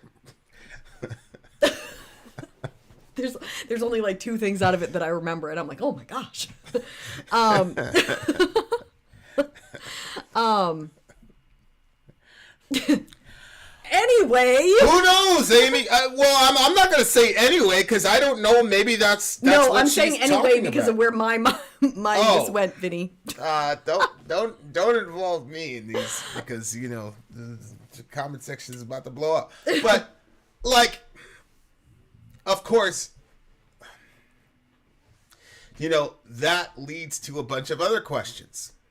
Why is that so attractive to Western women? There's a racial aspect of it where it wasn't a lot of black women that were really into that. And there are sociological reasons for that, because of the way black women are socialized toward black men. Go ahead. I just think from my experience that white men are a lot more passive, and that black men are a lot more like alpha. And so here you had a white guy that was more alpha. You're graced. I'm talking about my own experience. Wait, you're talking about your own. You're talking about your own experience. I mean, alpha males and beta males, that's a universal phenomenon. I mean, there's beta male black dudes. I mean, I saw them in the hood all the time. the alpha male white guys, that were around this area, there was no shortage of women that wanted to be with them. You live in a very I keep trying to tell you. I think that's way too simple. But I don't know. I mean, she's saying it's a power thing. I think that there's like people died apparently in that community. Apparently, what? I mean, holy shit! Doing that thing? Yeah, because they have no safe words. People getting choked out. They're getting Oh my word, that's whatever. crazy. Oh, that's awful. So I mean, well, but of course the question becomes, if you're completely postmodern and you don't believe that there are any objective standards for anything, then you could say, well, there doesn't have to be like a deeper reason for why we prefer certain kinds of sexuality versus other kinds of sexuality. And sexuality is something that's become like so politicized that you're not even allowed to say that. Like, here you have the most modern species of liberated women ever. Okay. And this book about a dude dominating this woman takes off among the demographic of women who are supposed to be fighting for their own liberation. Why is that? That's a real mindfuck. I mean, not to, but those things to a lazy, I agree. Negative vibes. It doesn't look like she's looking at this from a completely negative perspective. Yeah, but even the way that she like said it, like the way she was singing it, like didn't she look a little well, I mean, I'm trying to look at this like she escaped something unhealthy? I'm trying to look at this as objectively as I possibly can. And what I'm saying is the deeper question for me is, even if she's portraying this thing as a positive thing, is that positive and healthy? That's the question that I have. Because, like, even in that movie, because you made me go watch all of them with you, like, eventually she ends up standing up for herself and saying, "Hey, here are the limitations, yada yada yada," and then you get deeper into the guy's character, and I don't know how close he was to the book. I mean, the book was to the movie, but like he, ends up being, you see his backstory, and then he had bad relationship with his mother or his stepmother. Oh yeah. You know what I'm saying? And so he's got vulnerabilities, and then like they become, but at the beginning, like she couldn't look him in the eye. She had all this other stuff, and you're the most rebellious, feministic type of man-hating misinterest that I'd ever seen, and but it was also post those negative experiences that you had in your previous relationship. So part of me is like, how much of that would have been, I don't know, but I don't think it would have changed anything, because the whole Beauty and the Beast sort of storyline, that's a preparatory, is there for kids, even when, to me that's preparatory. Oh, absolutely. And that's why I made sure that Zoe sat next to me when we were watching the live action Beauty and the Beast. I made sure my daughter sat right next to me, and I was just telling her, this right here is bullshit, this right here is bullshit, don't let a dude do this to you, don't let a dude talk to you like this, yada yada yada. But go ahead. I mean, I didn't see Beauty and the Beast until I was a teenager, because of how strict my family was. But I still have to ask myself, well, why did I like that story so much? Well, I didn't have those experiences yet, so why was that storyline attractive to me? But I don't know. I think it still comes down to the same thing, where it was like, okay, they're all bad, but here you find one that's bad, but because he loves her, he becomes good for her, and they go on, and she's safe. Yeah, it's a modern day, it was a modern day Beauty and the Beast type readaptation, that book series. But obviously, but why is there a draw towards something like that in the first place? Douglas Wilson basically said it's because modern women know that feminism is bullshit, and that that there are gender roles, and that there are hierarchies in relationships, and that and so because you've given away the real version, which is yes, the man is a leader, but he uses his leadership only in context of service. because you've rejected that, now you come up with a Frankensteinian version of it, which is in his mind is the crazy shit, which, you know. But at the same time, like, you know, like, there are areas that of the girls' being that I'm just not going to engage with. You know what I'm saying? And that's like for you to engage with. I mean, I'm you know, I'm not going to, you know, I'm going to preach to them they shouldn't allow themselves to be abused, disrespected, yada yada yada yada. Mm-hmm. But then there are other aspects of things, complexities that I'm very, very glad that you're here, and that, you know, you can go and, you know, whatever. Mm-hmm. And I don't think it's as simplistic as Douglas Wilson is saying, what I just quoted. But I do think it's fascinating. Mm-hmm. It's like, why are modern women who fought so hard to assert their equality and in some cases dominance over men, why is this such an appealing... Why is such an arrangement so appealing to modern Western women? Mm-hmm. It's something that I think it's... I mean, it begs an answer. It's not just like you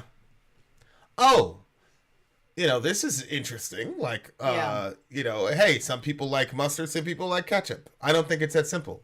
You know, I do think that there are deep, you know, socio-psychological reasonings behind that. And I'm not certain. I'm also not certain that it's unconventional. I'm not certain. I don't know where the line is.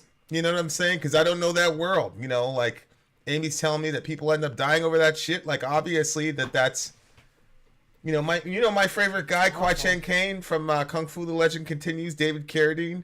They found him dead in his closet, like hung, but he didn't like hang himself like he wanted to kill himself. Like he was doing some weird BD whatever thing. And he died in that condition. You know what I'm saying? So, like, there's a lot of complexities about that world that I don't know about. I can't really speak intelligently about. Yeah. But it's, I do think that, I don't know. Yeah. But I do think that it's, you know, I don't know. You know, Amy is saying this. Why are most alpha male, especially businessmen, the biggest submissives? I don't know about that. I mean, I was in a crew of some, you know, pipe hitting bad motherfuckers, and none of them were. Uh-huh. I mean, that's why they were in the group that they were in. They couldn't even operate well, taking orders from people who they should have taken orders from, and so they were. Basically, you guys just go over there and here's the thing and figure it out and come back and don't, you know what I'm saying? Like, I don't know these people that she's talking about, but I don't know their bedroom habits, so I don't know. I was gonna say, you don't know what. I can't imagine Scoot the rest of those boys. Like, I can't, you know what I'm saying? Like, I don't know. You know what I'm saying? Like, I don't know. It's a very fascinating topic, but I feel like that. I mean, I could be, you know, completely off, but I think that if there's like a super powerful guy that like wants that all, I don't know if that would be something that they would want all the time. It seems like maybe that would be like a little fetish thing, not like they want to be submissive to their wives. Well, she said 16 days, so it wasn't all the time for her either. Right. And, you know, I think she's a powerful woman. I mean, subhanAllah, the band is named after her. So she's a powerful woman herself. I kind of think that's what this song is about. Holy shit. You know what I'm saying? So I don't know. I think it's a very fascinating thing to explore. I'm not going to be the one to explore it. You know what I'm saying? But there's a part of me that's like, I don't know. I just don't know. But I do find it fascinating. You have these, you know, very powerful, domineering women who are, if you take the Western woman as a complete woman, as like one body, accumulation of one body, she's the most advanced, empowered, alpha type woman in the history of all women. If you compare that woman to all other women, she's got the most access to resources, most access to power than ever. And this book explodes, and the series explodes. And whether or not it's real, quote unquote, you know, real or true to that culture, Which obviously they couldn't make it true to that culture if motherfuckers had died in those circumstances. Like, well, we saw that in that show. It's very fascinating that this thing completely exploded among the most powerful women on the planet, and how the hell are men supposed to interpret that message? And then there's the other aspect of there are certain men that get away with that type of treatment of girls, and then there's certain men that don't, and all the emotional freight that goes with it. Yeah, I get it. I just don't think that if you're not the type of guy that can put out that protection, then I don't think that you're going to be the type of guy that can be in the situation to be able to be in that situation. You know what I mean? No, I look, Amy. I'm not saying that I assume that. This is what happens. I didn't say that. What I'm specifically talking about, Amy, is how this book exploded among Western women. That's what I was talking about. I just explained to you. I don't know the categories and subcategories of that community, and I have no interest in exploring it, to be honest with you. So I'm not talking about the minutia of that community. What I'm talking about is the Western woman is the most empowered, resource-rich woman of all women ever in the history of human beings. Why were they particularly attracted in the millions? I think that book sold like 50 million copies. That is a lot of women. You know what I'm saying? Yeah. Why? What does it say about women in the Western world that was such a popular book? That was my question. I'm not assuming. Generations going like. Holy shit! 100 million. No. La ilaha illallah. But it says right there around the world. No, it's 125 million around the world. No, it had sold more than 150 million worldwide. So 100 million of that was in the U.S.? I don't know. 70 million just in the U.S. alone. I mean, God almighty. Yeah. I think that's something to be explored, but I think we'll get the answer to that probably 20 years later. Again, I'm not talking about the culture itself or the subculture. Uh-huh. I'm talking about why the particular power dynamic where the girl can't look the guy in the eye and he you know. Yeah. She can't even say his name and all this other shit. Yeah. She has to call him sir and all this other jazz. Like, why that appealed to very powerful, very beautiful Western women. That is a question that I have. So but it's not something that I'm going to explore. Dear listener. What are you going to say? I would be interested to read the findings of that discovery. Okay. I like this 9.8. I love post-rock or post-punk or post-whatever. I love all that shit. So I'm going to give this a 9.2. And her vocal, Negative mentioned something like she chest sings to falsetto. I don't really know the technicals of that. But whatever it is, I like her style. I like that a lot. I like the variation in style. Really? Interesting. Okay. I like it a lot. But there you go. There you go, dear listener. Well, having said that, bless God that we're just halfway through our stream. We've got way more to go. Another Ruth Rundle song on the way. Yes, inshallah, it's a little bit more conventional. Vin out. Sorry, out. Go. Holy shit. We shall return. Commercial break. More Emma Ruth Rundle. We'll see you on the other side. Bitches. I'm Vin. I'm sorry. If you would like to get your song reviewed, dear listener, there's the filthy capitalist option. As Sori says, 125 gets you straight to the head of the line. You don't have to be a part of the alliance. You don't have to be part of the group. Wait a minute. And the biggest thing is you don't have to wait. You hop, skip, and jump right in front of everybody. 125 gets you there. You do that 3 times, and you get mashed down to the $75 rate for perpetuity. Yes! Also, there is a band review option. So if you've got a band and you're trying to get your band some exposure, hit me up at insori@gmail.com and I'll show you the details about how to pull that off. You can also jump on Patreon, and there is a option on the tiers to be able to get your band reviewed. Obviously, we can't lie to you, so we can't guarantee a positive review. Get what you get. It's just rubbish. Rubbish. Rubbish. That's British for garbage. My favorite is the community option. $1 at the gate gets you in at Patreon. You get to join an alliance. The alliance joins their points together, and that helps determine what songs that we do. The alliances hang out on Discord. Message me on Patreon to get the link. And they do all kinds of other cool things. They do Minecraft, Dungeons and Dragons. Yeah. It's really a community within the community. Anybody can go in the village, facebook.com/Vin and Sori. There's 160,000+ people on the channel. What's cool about the Discord is that it offers a real opportunity for community connection, friendship, that type of thing. And it's on Discord, so if you're not a Facebook person, it's for you. You start off at $1. Right. Plus you get exclusives. Sori and I are working on a song. So the first 15 seconds of that was on Patreon. Also, at $15 tier and above, when we actually debut the video, they're going to be there live with us. There you are, dear listener. Buy merch.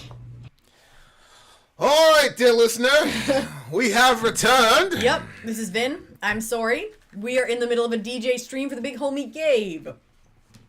We have another treat on the way. It's Emma Ruth Rundle.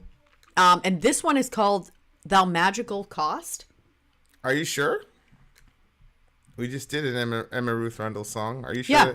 I thought the song 4 was The Void from Which No Sound Escapes. Uh-oh. Is that not right?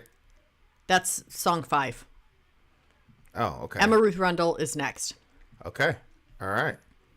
Yeah, Magical Cost. He said, a real pleasant surprise project with ERR joining veteran sludge metal band for 2 short albums. There were a couple other songs I considered, but I felt like this one gives everyone an opportunity to shine. Okay. Well, keep talking to the people because I don't have that one on there. Okay. I wonder if... He had Rivers of Oh, Union. okay. So this is Emma Ruth Rundle and the band Thou.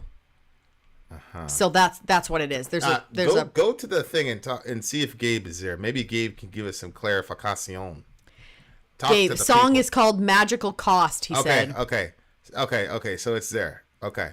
Yep. And we have done Thou by themselves, actually. Oh, okay. We have. The link is not in here though. Well. Oh, there it is. It All right, is Magical on Cost. my list. There it is. I got you. Gotcha.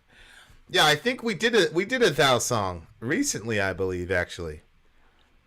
The big homie Ben Webb is not here.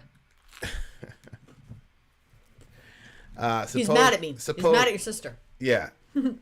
he's mad at his sister. Inshallah, they could work out their little squabble.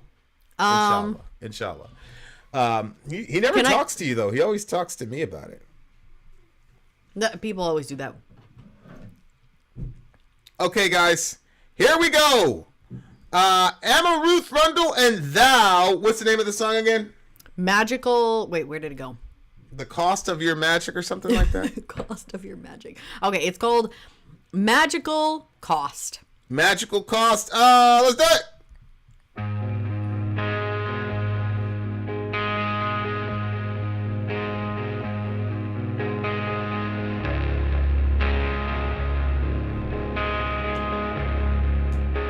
It's a lyric video. Through falling these failing times,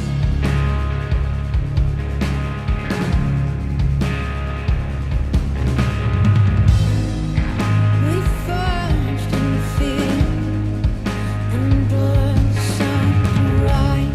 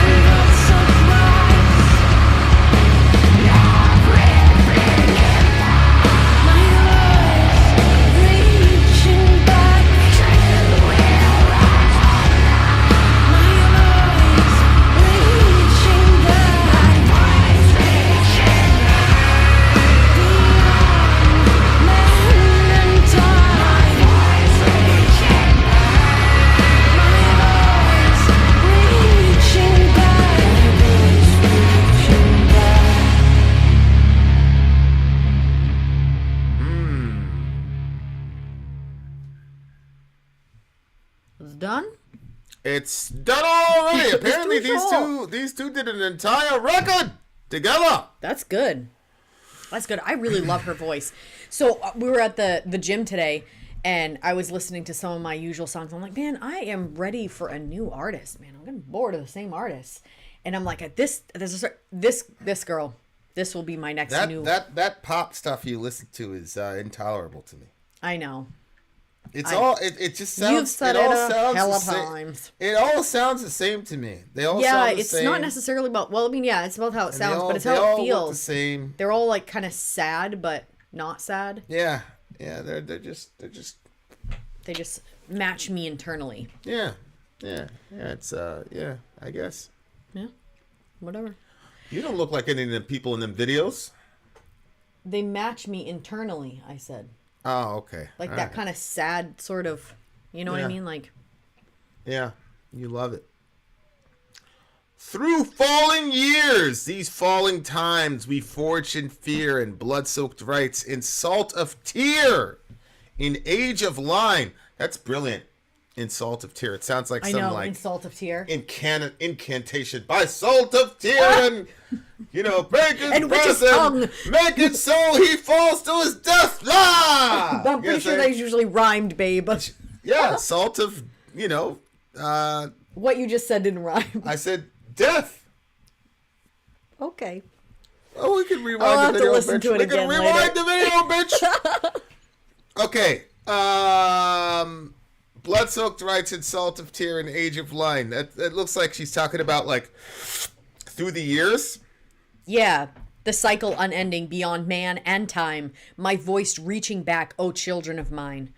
Surrounded by enemies, you have sought me out in silence, in the darkness of concrete passage, in the darkness of the flesh, in the wisdom of bleak asylum. I sing to you in the tongue, in the language of ecstasies. In the tongue. Yeah?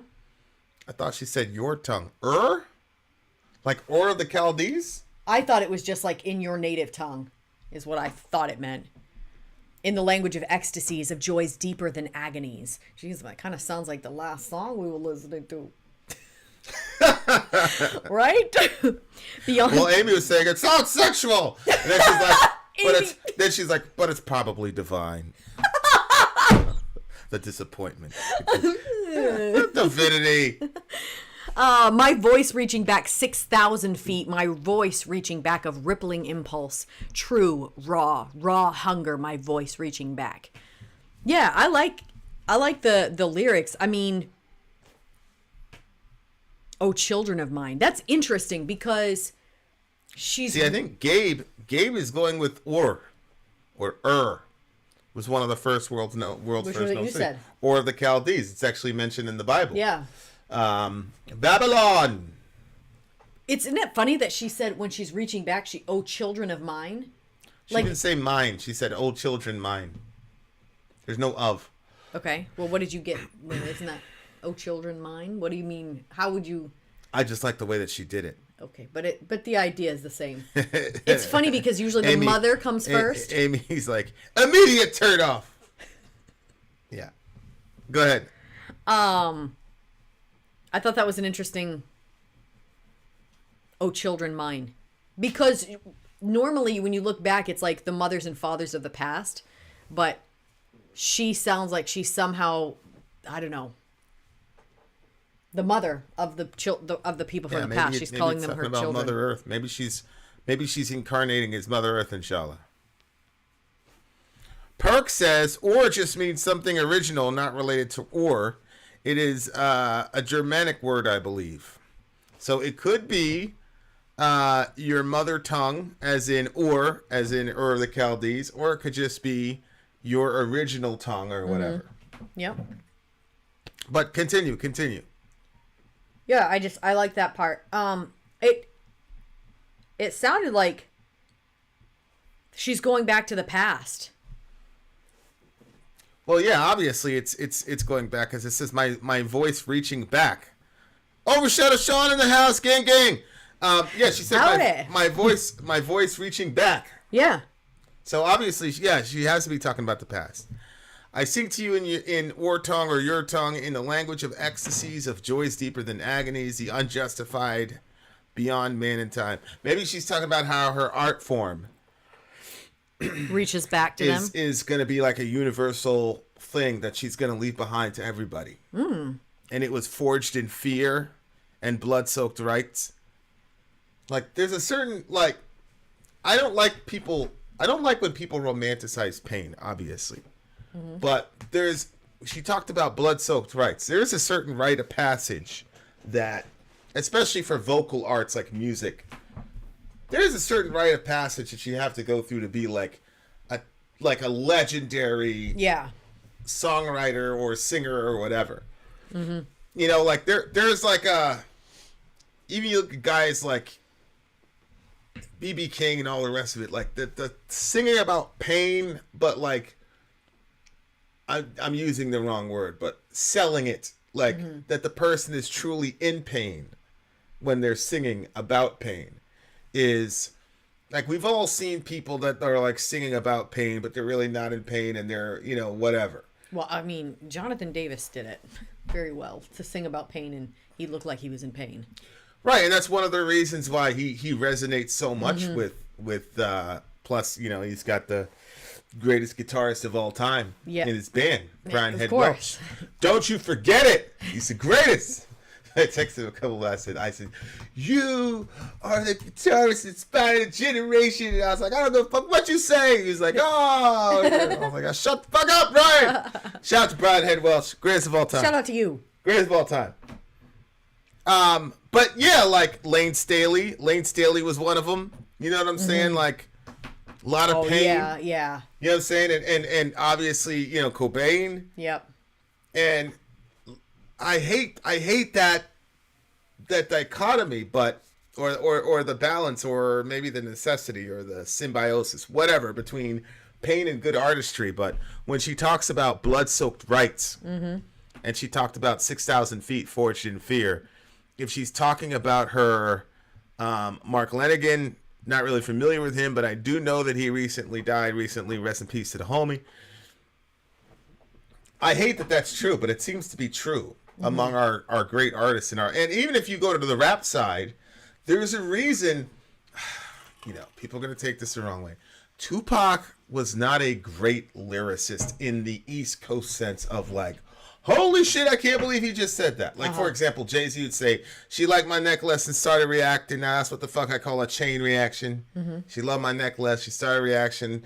Another name for necklace is chain. That's a chain reaction. Like, he did not have lyrics like that. Like, stacked like that. Yeah. You know, technically they're called punchlines, whatever. You know, like when he dissed Big, he's like, you claim to be a third player, but I fucked your wife. It's like, it's very, very simple. You know what I'm saying? Whereas Biggie, you know, damn, that 3 to 9 fucked you up for real, though.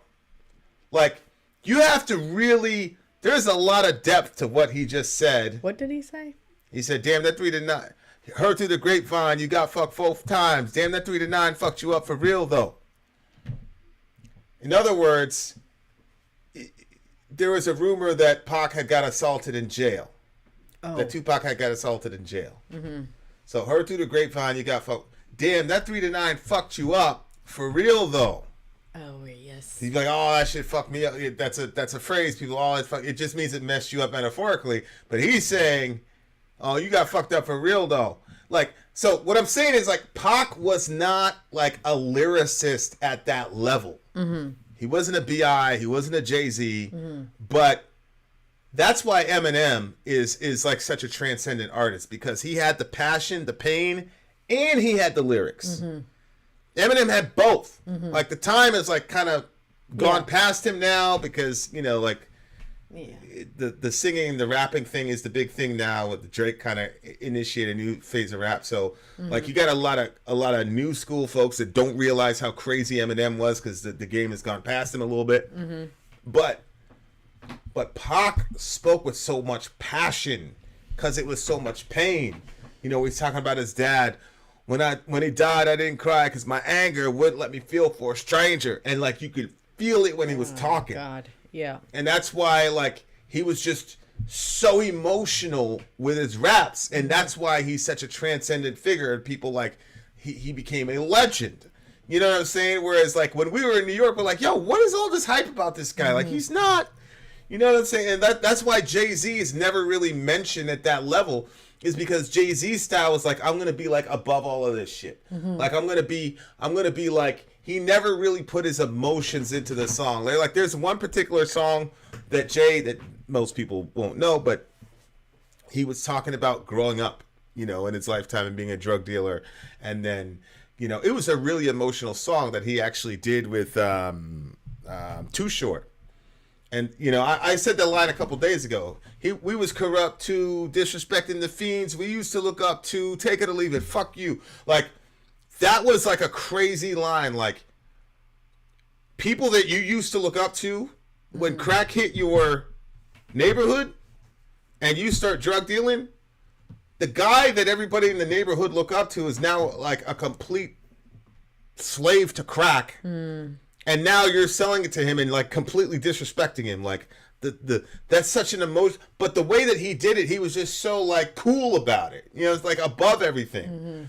But like if you're going to get legendary status as an artist, you have to be like in the pain. Yeah. And that's why Pac, like he'll always be, you know, above all those rappers in the mainstream. Like Big, obviously, lyrically, from my vantage point, was far and away more. Like I say all the time, like I am a better rapper than Tupac. But it's not about just this. Is what East Coast people have to understand. It's not just about lyrical complexity and what you can. It's about the pain that you're able to carry. The pain of an entire generation of people, an entire group of people, and then bring that into the mainstream so that other people can be like, oh shit, like I didn't live in the ghetto, but I understand a Dear Mama song. You know, there's no way I could pay you back, but my plan is to show you that I understand. You are appreciated. Everybody can understand that about their mom. You know what I'm saying? So anyway, that's how I took the song. That's how I took the song. All right. What did you give it? I gave this one a 9.5. Whoa, that's pretty high. I gave it an 8.7 sonically, especially considering the song that I heard before. It didn't do it as well for me. And honestly, I like her vocal style, and I really don't like the Cookie Monster stuff with her vocal style. Oh. I like the post-punk stuff, and I either like all screaming with post-punk, or I like her. I liked them together, but I prefer her by herself. But I liked them together too. Okay, so what did you give it? I gave it an 8.3, I think. Oh, okay. All right. There you are! Rivers of Nihil. Is that how you say it? This is next. Rivers of Nihil, or whatever are next. We shall return, dear listener. Vin out. Sori out. Go! Rivers of Nihil.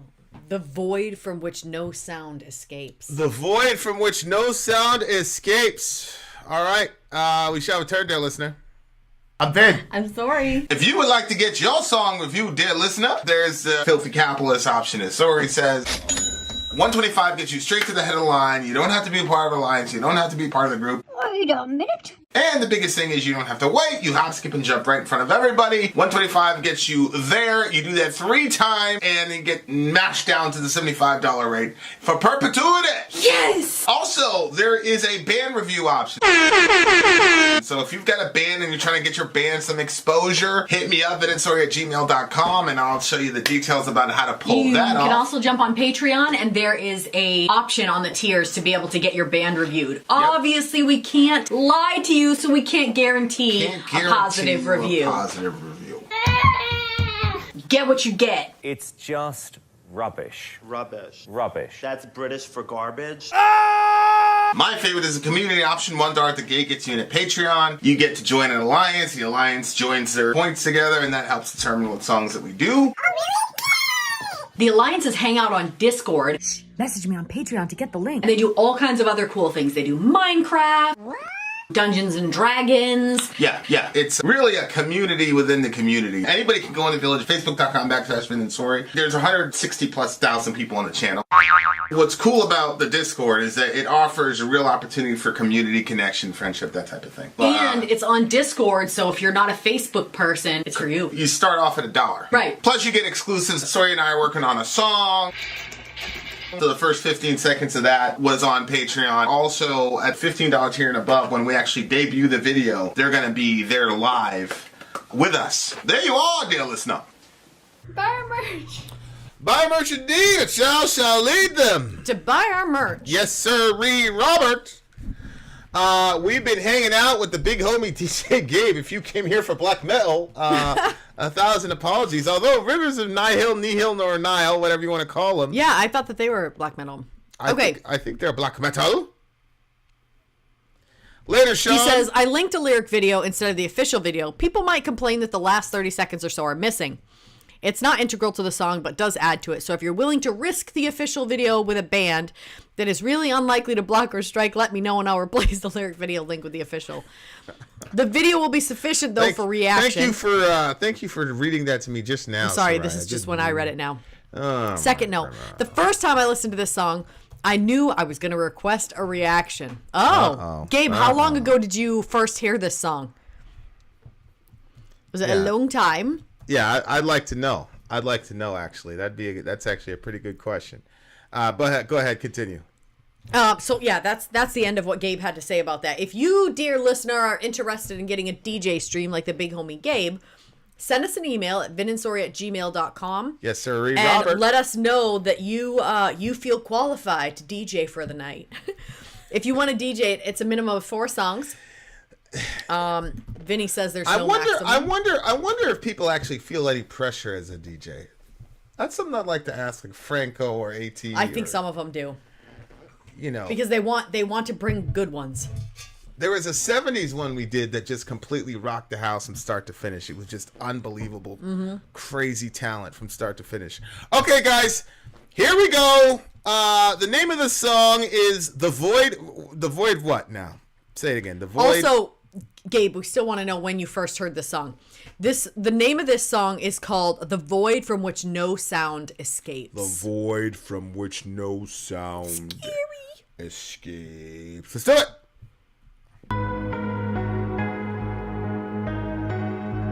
He's playing piano. Oh, that's beautiful. Holy shit.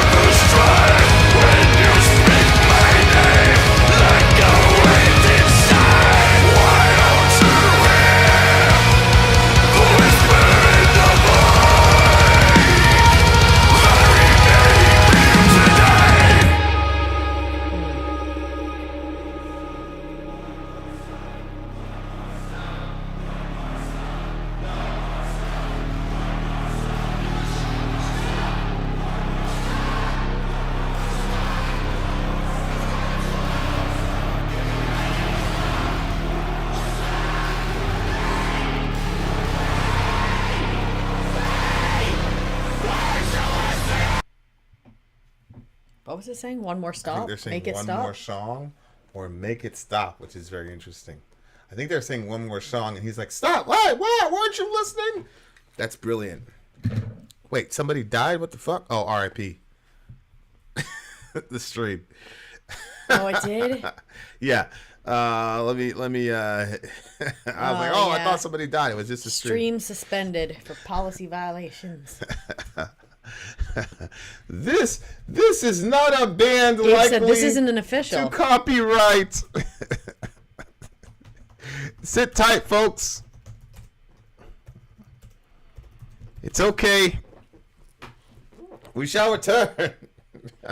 It's just funny to me. People are like, yo, don't worry.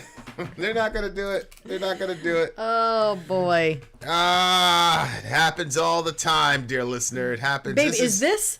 This is what we go Do through. we have two Ians in the village? Is this one the one that you guys talk we do. a lot? We do have two Ians. This is Ian Kirby. Okay.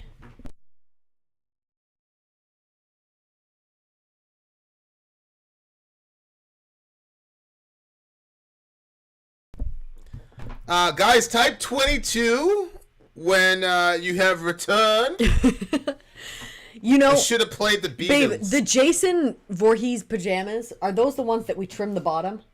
Yes. Yeah, okay, so I'm never going to wear those again because what happened was we bought them and Vinny and I will both share the same pants because I like them to be big and comfortable. Biggie! Well, they were too long. And so Vinny was wearing them and I was like, let me trim those down for you because he was like, they were way too long. But I trimmed them after he'd been wearing them. So they had already like kind of stretched out from wearing. Returned. So We're now back. they get washed and dried and they're like high water and I do not like high water. I'd rather be tripping on pants than have high water. So you'll never see me in those pants again. Unless I buy another pair. I just go through and I feel for the softest ones and those are the ones I buy. Okay, we're back, you guys. Back to... Oh, what an unfortunate happening with such a great song. I don't like to be interrupted. You know, to have meaningless conversation about horror PJs. Pajamas. Instead of talking about this awesome song. This song was really, really good. It was beautiful. I really liked it. His voice, man, and he was able to go very high. Well, that was the drummer, right? I don't know. The drummer, because the drummer is also a vocalist. And they just killed it, man. And then what? That was the saxophone in there? Oh, it was the sax at the end. Okay. I mean, it was unbelievable. I am very curious to know what you're going to say the lyrics are about. You know, I kept getting little things out of it, but I'm not so sure that I'm correct. It was a relationship-y song. What? Yeah, I figured I was way off on that. Because I really didn't know what it was about the whole time. But then at the end when he was saying, I am what you fear, a whisper in the void with no escape, no escape. When the fire fades and the river's dry, when you speak my name like a weighted sigh, why don't you hear the whisper in the void that we made real today? I wasn't sure if it was like a relationship that was ending and like... The bassist was doing the nice singing. Adam Biggs. Shout out to Adam Biggs. Yeah, Holy shit, bro. Yeah. I could have had more of that in there. I mean, Adam Biggs, man. So what did you think? What did you get from the song? What did you think it was about? Holy shit, Rent on Broadway. That is a classic. Congrats to you, Michelle. Holy smokes. Ooh, One song, Glory. That's a depressing freaking... expectations coming from loved ones and fans alike. Yeah, I think that's why they were saying like one more song, and he's like, "Did you hear what I just said?" Yeah. Oh, You wow. know? Okay. But we talked about this in the previous song, where a lot of these artists, like the really good ones, the legendary ones, it comes from pain. Mm-hmm. So it's like, Yeah. I'll never forget this. Like Jonathan, I think it was "Remember Who You Are" was the Korn record, and they worked with Ross Robinson again. And Ross had done the first two Korn records, which are legendary, especially in the Korn world. Like Korn fans, like the Bullshit, Dwayne. hardcore Korn kids. Yep. They'll tell you that the first two Korn records, man, there's nothing like it. And you know, it really, I mean, those two records changed the world. Honestly, I don't care what anybody says. Ross Robinson also did the first two Slipknot records, which in my mind, I'm not even a hardcore Slipknot fan, but in my mind, the first two Slipknot records are by far the best two Slipknot one of those records. Iowa? Yeah. I think everybody agrees with you then. Yeah. Well, Korn, Brian had left the band, whatever, and they worked with Ross again. But at the time, Jonathan's meds were like perfect. Oh, yes. But Ross is known for having doing all types of crazy shit. Like that big, what up, sis? I got away. Well, his the vocalist's grandmother had just died and he was really close to her. Or the drummer's grandmother had died, he was really close to her. Something like that. Okay. And the guy was hitting the drums and Ross was like, hit it harder. And then Ross goes, pretend it's your grandmother's last heartbeats. Or whatever. Just like crazy shit like that. And the drummer was like, I don't know if that was right. He's like, we're never going to work with that guy again. So anyway, Jonathan gets in the studio and Ross tells him to get off of his meds. Yeah, I remember you telling me this. And obviously Jonathan was saying that his doctor was extremely pissed at him. I'm sure. Especially if he was leveled out and then he goes to introduce more chaos. And Jonathan, he listened to him. And he got off his meds. And, they did it old school Ross Robinson style, but... Okay, I don't recommend getting off your meds at all. But I do totally see how somebody that's on meds would have a hard time accessing the chaos of their artistic side. If the meds are working really well. That record, they don't do any songs from that record at all. And it's not because it's too painful or whatever. It's probably the bottom of everybody's list as far as favorite Korn records. You're kidding me. So it didn't do well? It didn't do well at all. And I remember I wasn't into Wow, metal. I totally misremembered that. I thought for sure you said that it was one of the best records. No. It was oh no, they went through all that stress for nothing. He went through all that suffering. My gosh. But I think that was God though. That was God probably saving Jonathan's life. Don't do this, yeah. Because go back on your meds. If they would have had the success of the first two records off of his meds, we probably wouldn't have him here. So it was a cutter of the law. I think you're right. In my opinion, it was the worst Korn record. I don't even think I listened to the entirety of that record. It was that bad. Brian wasn't there. David was on his way out. It was just a terrible record. Anyway, my point is, a lot of artists, it's their pain and suffering. And it's a very odd dichotomy to have people cheering and saying, give us more. For example, Korn wouldn't do Daddy for almost 15 years. They wouldn't do it live. Wow. Because it was just so painful. Yeah. So I bet. It is kind of a parasitic relationship that we as fans sometimes have with the band. Yeah. Yeah. It's kind of weird. And so there's... Well, yeah. I mean, we've talked about this before, where there's bands that they start getting healthier with their music, and people are like, we just want the old stuff back. Yeah. They don't want to give them space to grow. 100%. And I get it. You're into a certain type of music, and perhaps you haven't grown. So correct. You want your band to stay in the same place, to be there with you. Well, it's weird because there's the situation that brought you to the band, or the life event that brought you to the band, where the band kind of gets you through that horrible life event. But then becomes this third thing that happens where there's a nostalgia connected to the band itself because they did that for you. Yep. And so then the band kind of, that feeling gets frozen. I'll never forget it. I had just come back from a party. I was in the hood. And this is when I was transitioning into a metalhead or whatever, or a Korn kid. I don't care what people say. Korn's not real metal. Okay, fine. I was transitioning into a Korn kid, and I was more and more outside of my friends. And I remember going to this party, and there was this girl, Katina. She had a very big bum, and blah blah blah, and whatever happened, whatever. But I remember being at that party and being like, "Yo, I do not belong here." And I had just bought the first Korn record. Just bought it.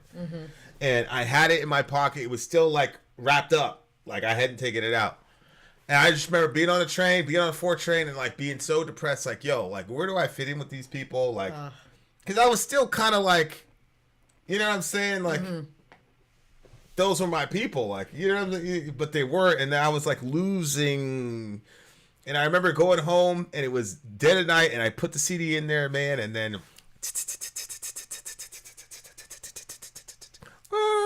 and I was like, oh, okay, this is that. And then, I was like, what? Holy shit. It was insane. But my point is, like, I remember that night so clear as day. So clear as day. I remember that night when I was up in the attic, because that was my room. And I played that song from start to finish. The song or the album? The entire album. You know, it's something I fucking like that. But it's the party with the funny money anyway. I was like, what the fuck did he just say? If I would have had a phone, I'd have been texting my brother, my best friend. I'd be like, yo, my nigga, you gotta hear this shit. This nigga just said, you something. I couldn't believe. I was like, and after that, like, I knew, like, okay, I'm not with those people anymore. And it wasn't like a fuck you. It wasn't like fuck you. It was just like, I'm over here. Like, this is what I'm about. This is the shit I believe in. This is my religion. I don't care. Like, this is what I'm about. And, like, that feeling, like, to this moment, I feel it right now. It's, like, such a beautiful feeling. It's such a sweet, like, divine feeling. Wow. But, like, to want Jonathan to be back there. Yeah. You know what I'm saying? And Yeah. by the time I had heard it, he was on issues by the time I discovered Korn. You know what I'm saying?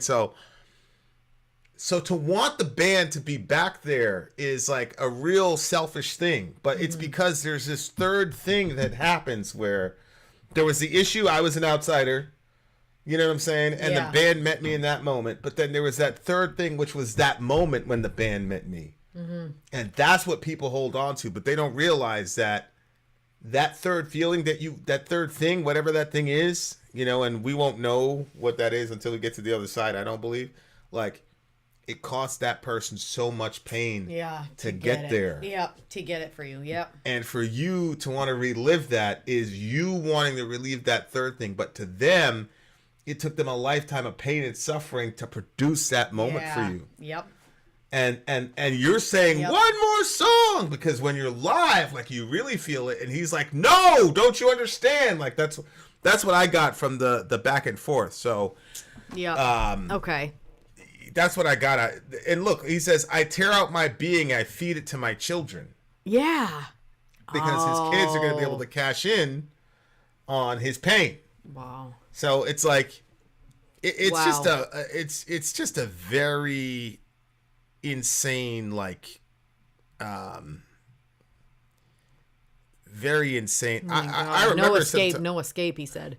Yeah. And like, it's funny. Like, there's this, preacher that he's going viral, and he's talking about, like, Adam. He's talking about, like, yo, like, I'm done with this shit because it happens a lot in churches. Like, I knew this guy, and, like, he told folk, like, a year ago, like, yo, I'm out, I can't do this anymore. And people were just like, he would describe it as like tearing pieces of his flesh and just eating off of him, and everybody was telling, and this dude's life was completely falling apart. It's crazy because when people are in those situations and they say, please give me time for me and my family, everybody thinks that they're the exception to that and that they should be able to talk to the person even though they said, don't contact me, leave me. You know what I mean? I think that every time I see one of these celebrities, when they go through something really traumatic and they're like, please leave time for me and our families, like, don't contact us. I'm like, yo, I wonder how many people are thinking they're the exception for that. Look, if you're the exception, they're going to reach out to you. Yeah, exactly. But people don't care about that. And that's what it says. Like, what did you expect to be but a cynical man just like me, drifting in and out of life like curious moonlight? When the fires fade and the rivers dry, when you speak my name like a weighted sigh, why don't you hear the whisper in the void that we made real today? You're not hearing me! Wow, that's great. Okay, so then the ending makes sense. Yeah. That ending. Well, I'm glad we played the official then, because I think that ending was super important. That's why, like, when he said the final 30 seconds, I'm like, I am willing to risk the copyright. You know what I'm saying? I'm willing to risk the copyright to hear... You know, something like that, like, it intrigued me, and I thought it was just brilliant art. Marie said, that's so true. They think they are the exception to that one thing. Yeah. the emotional margin isn't available for anyone to be the exception. Mm-hmm. Exactly. Yeah, exactly. Yeah. Exactly. Yep. Like, they would tell you. Yep. But, like, it happens to a lot of kind of messianic figures, like, where you have, like, musicians become, like, messianic figures. Oh, yeah. They're kind of like the gateway between you and God, because a lot of what's happening with a lot of music, that people realize it or not, is that the person is praying for you. Like, they're saying your prayers, and it's going up into the ether. And a lot of times you're in your room alone. Well, who are you singing to? You see what I'm saying? Like, so the person is functioning as sort of a conduit between you and the divine to do something with your pain. And a lot of times people are like, oh, I feel better. It's like we're listening to yesterday with that guy. It's like, well, the angels are taking care of him. You see what I'm saying? Where the guy was saying, like, the chief prays and then the spirits guy. Yeah, like, I love that part. like, Yeah. the angels, you know, like, so like the musician is functioning as this conduit between you and God, or you and the, whatever you want to fill in the blank, you and the other world, where you're able to ventilate your pain and find some kind of healing. That's how the musician is functioning. And that happens to a lot of... Yeah, it's like you jump onto a path that's already blazed. Yeah. Yeah, and they're kind of like, you're channeling something. Yep. Like, I don't care what you believe or say you don't believe, something is happening, especially when you go to a show. Yep. Why is this guy blowing into a saxophone? He's taking bits of iron and oxygen and whatever your lip is made of, which is mostly dirt and water. Why is the combination of all of that and the airflow going through those elements, if everything, it just... boom, it's going into the air, and everybody's feeling a species of the same thing, and something otherworldly is happening. Like, the guy is opening another dimension, and then you're in a crowd of people who are going into that same dimension. This is all, to do what you will with it. But something is happening when all of us get together. It is. We all know it. We all know it. Something, either scientifically, fourth, fifth dimension, or religiously, or supernatural, I don't give a fuck what you want to call it, something is happening. Yep. But there's always a cost to being that conduit to that other dimension. And and a lot of times people feel like they're being eaten alive. And that's one of the reasons why, like, I did not understand what Jesus meant when he says, you know, eat my flesh and drink my blood. If you don't have any life in you. This life is my flesh, which I shall give for the life of the world. And I said, oh, because he's saying, eat me alive. I can take it. I can be that conduit where you're always going to me taking. I can take it. The rest of us cannot. Oh, wow. So that's what this guy's saying, is like, I can't do it. Yeah. Like, and so he's stuck in this, because, like, he doesn't always, and it's funny, like, because I experience it too. Like, I love my guitar, but there are moments when I'm, like, working on something or recording and I'm trying to get it just right, where I fucking hate it. I can't stand it. And I'm so happy that I'm like, you know, fuck this shit, fuck this instrument, and if I didn't value it so much, I would slam it to the ground. Like, now I understand why these guitarists go at the end of a show. Like, some of it, it's adrenaline. Some of it, you end up really resenting the instrument because it's so demanding. And making the art is so demanding. But I'm so happy that anytime I want to stop, like, sometimes you'll see me, I'm like, Yeah. You know what I'm saying? Like, and and it's like, if you've been in a band or whatever, like, you know what I'm talking about. Like, you're trying to, especially if you're trying to get it right and all the rest of it, and you have very limited talent, so the mistakes are legion. You know what I'm saying? But, like, I cannot imagine, well, I can imagine to a degree, like, having to get in front of people when you don't have anything in the tank. Like, your soul is empty, you don't have anything in the tank, you hate the instrument, you hate singing, you hate the crowd. But you know what? You have a schedule. You're on tour. That's it. You got to get up there. That'd be awful. And then you're seeing thousands of people who are expecting this thing from you. And it's like, damn. So I completely understand what he's saying. It's unbelievable. Yeah. Okay. Unbelievable. Well, that makes a whole lot more sense. What'd you get this song? Gosh, this one was very artistic, and when Like some songs are just like, wow, that was really beautiful, like great lyrical, whatever style. This one though, like I said, it just had a different level of sort of like an art that will go beyond like a certain time period. So this is a 9.8 for me. Mm-hmm. It's a 10.5 for me. 10.5. Alan says the sax live was spiritual. This is a Rivers of Nile. Hear me. I know you don't want people to keep listening to your music, but bring us the old show. Let us take a ticket. Stop, babe. At minimum, unblock our videos so other people can rejoice in your suffering. Vin out. Sorry out. What did I give it? You give it a 10.5. It's going up. It's going to an 11. Vin out. Sorry out. Go. Another Rivers of Nile song coming up. Yes. So be on the lookout for that. Yes. On the way. We shall return, dear listener. One more song for you bitches. I'm Vin. I'm sorry. If you would like to get your song reviewed, dear listener, there's the filthy capitalist option. As Sori says, 125 gets you straight to the head of the line. You don't have to be a part of the alliance. You don't have to be part of the group. Wait a minute. And the biggest thing is you don't have to wait. You hop, skip, and jump right in front of everybody. 125 gets you there. You do that 3 times, and then get mashed down to the $75 rate for perpetuity. Yes! Also, there is a band review option. So if you've got a band and you're trying to get your band some exposure, hit me up at insori@gmail.com, and I'll show you the details about how to pull that off. You can also jump on Patreon, and there is a option on the tiers to be able to get your band reviewed. Obviously, we can't lie to you, so we can't guarantee a positive review. Get what you get. It's just rubbish. Rubbish. That's British for garbage. My favorite is the community option. $1 at the gate gets you in at Patreon. You get to join an alliance. The alliance joins their points together, and that helps determine what songs that we do. The alliances hang out on Discord. Message me on Patreon to get the link. And they do all kinds of other cool things. They do Minecraft, Dungeons and Dragons. Yeah. It's really a community within the community. Anybody can go in the village, facebook.com/Vin and Sori. There's 160,000+ people on the channel.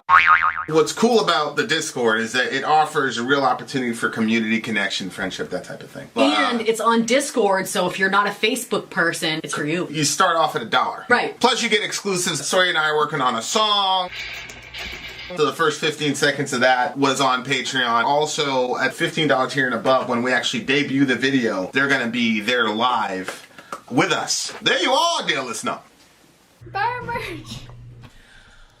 Buy merch indeed, it shall lead them. Buy our merch. Now, landing the plane. There's a band named Rivers of Nile. But it's not being landed completely because we still have one more song. Yes. The name of this song is Maybe One Day. Maybe One Day. And the big homie Gabe, or DJ Gabe, is DJ Gabe. We should call him officially. He's always I started to see his strategy now. He's saving all his strong ones. They got progressively stronger. I have really enjoyed this stream. I did not know it was this type of a stream. I thought it was a black metal stream. So did I, which we falsely advertised. I didn't falsely advertise it. Of course. Throw your husband under the bus. Okay, having said that. He says, I really love the atmosphere of this song. It took me a few listens, but once I sort of got it, I loved it. All right. Having said that, dear listener, the time has arrived. Maybe One Day, Rivers of Nile. Let's do it. Cavernous.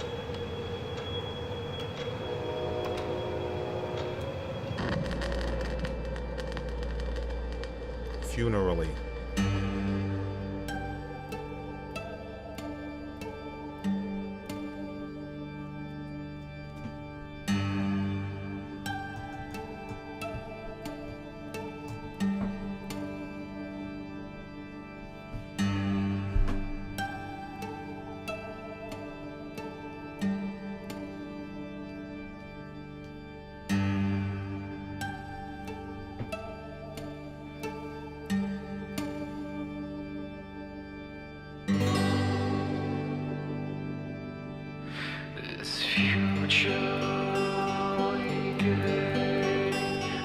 Pleasure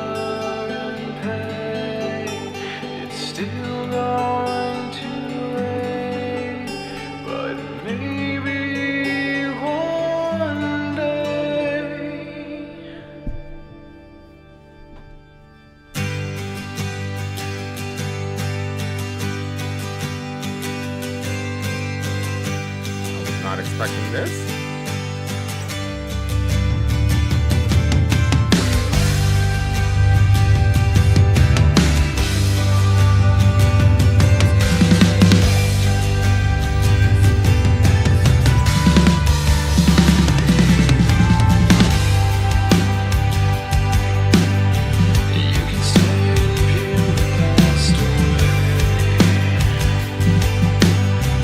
Find a new set of words to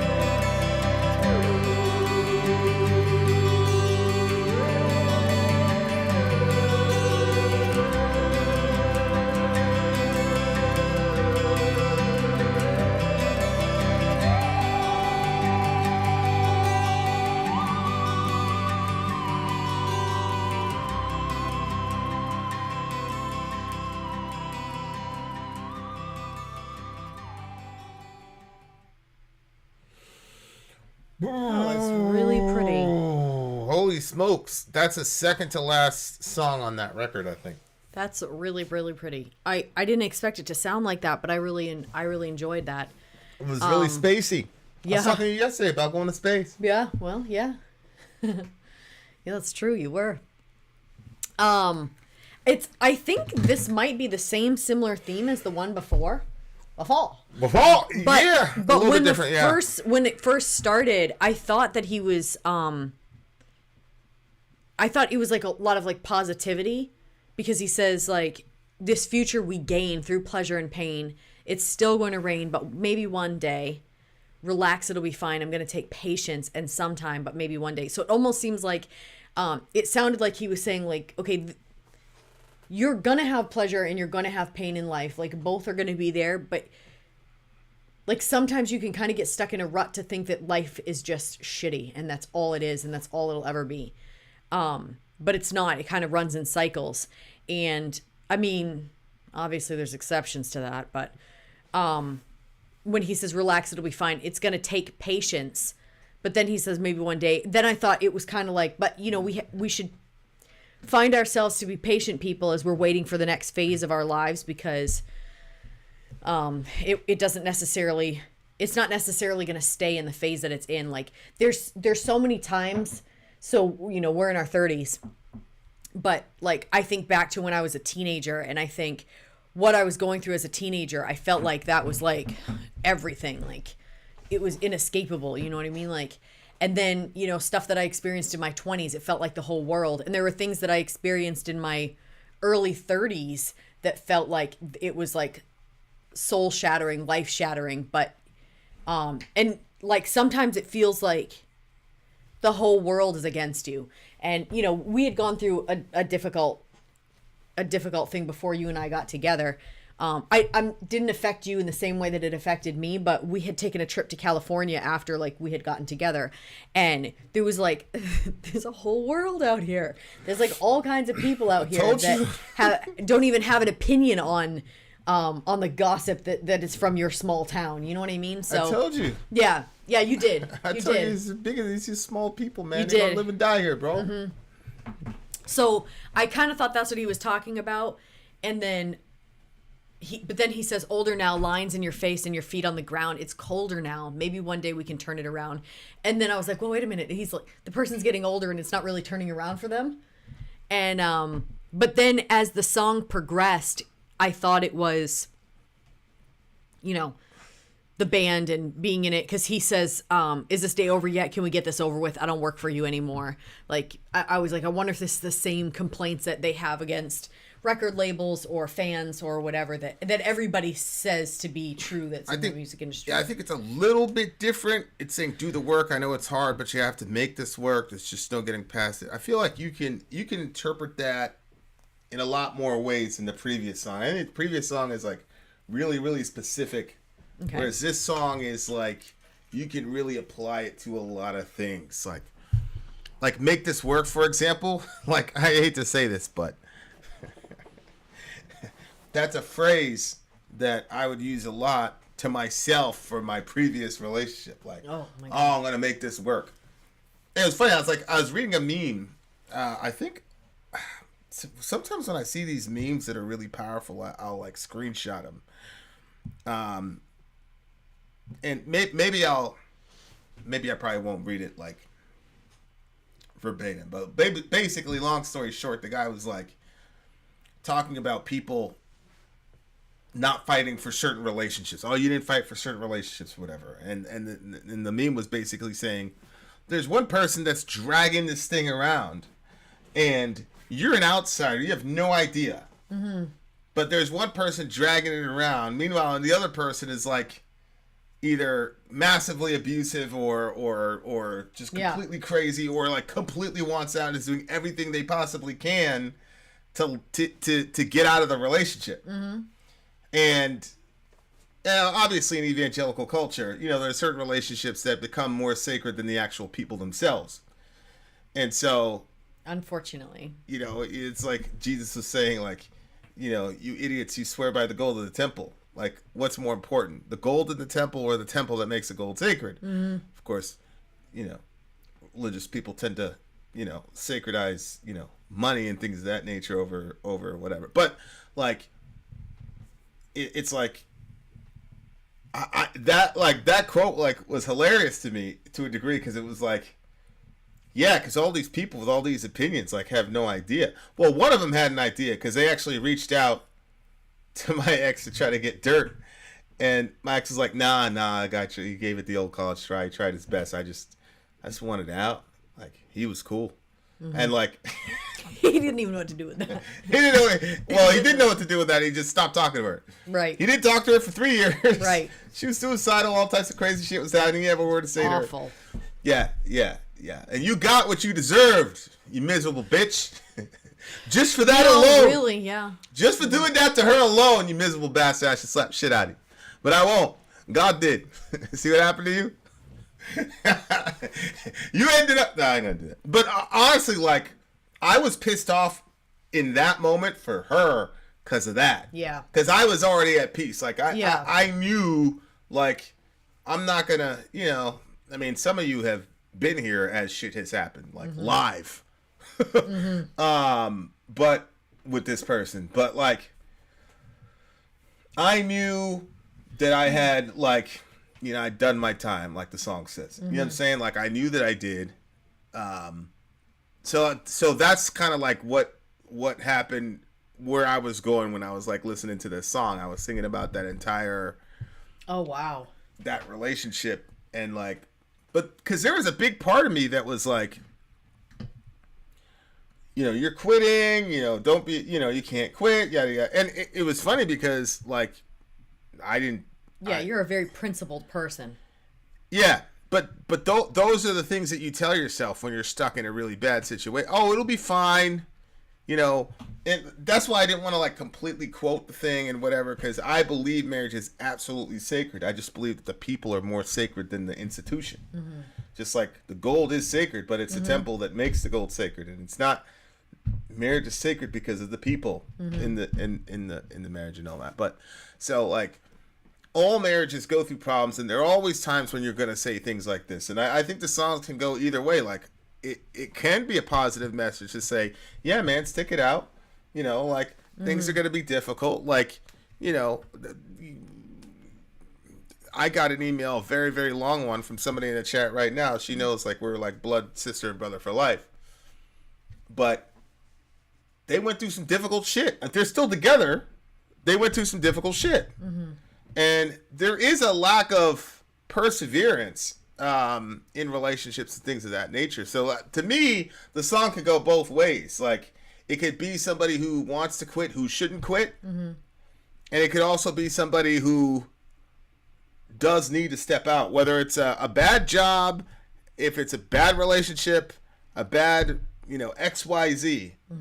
You got to, like, the song kind of gives you permission and encouragement, because it says maybe one day.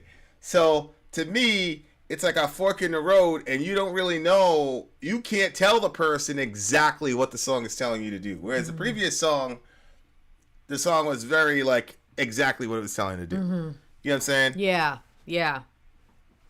But go ahead. What were you thinking? Well, I already said what I thought of it at the beginning, which is kind of like a repeat of the other one, but at the same time I thought it seemed positive at the beginning. Patience and maybe one day. And the song itself kind of had an upbeat sort of sound to it, in my opinion. It was kind of hopeful. So but I hear you, there are some situations that are not going to get better, and you have to remove yourself from those situations. So but yeah, it was a beautiful song. I loved like the sound, the journey that it took me on. And before you knew it, I was like, felt like I was like floating through like space. I was like going through this like crazy little tunnel. I don't know, like it just like, I don't know, it had a little journey to it. I really, really liked. I really appreciated it. And it was, I don't know. I think that there was something kind of soul searching about the song. Oh, I agree.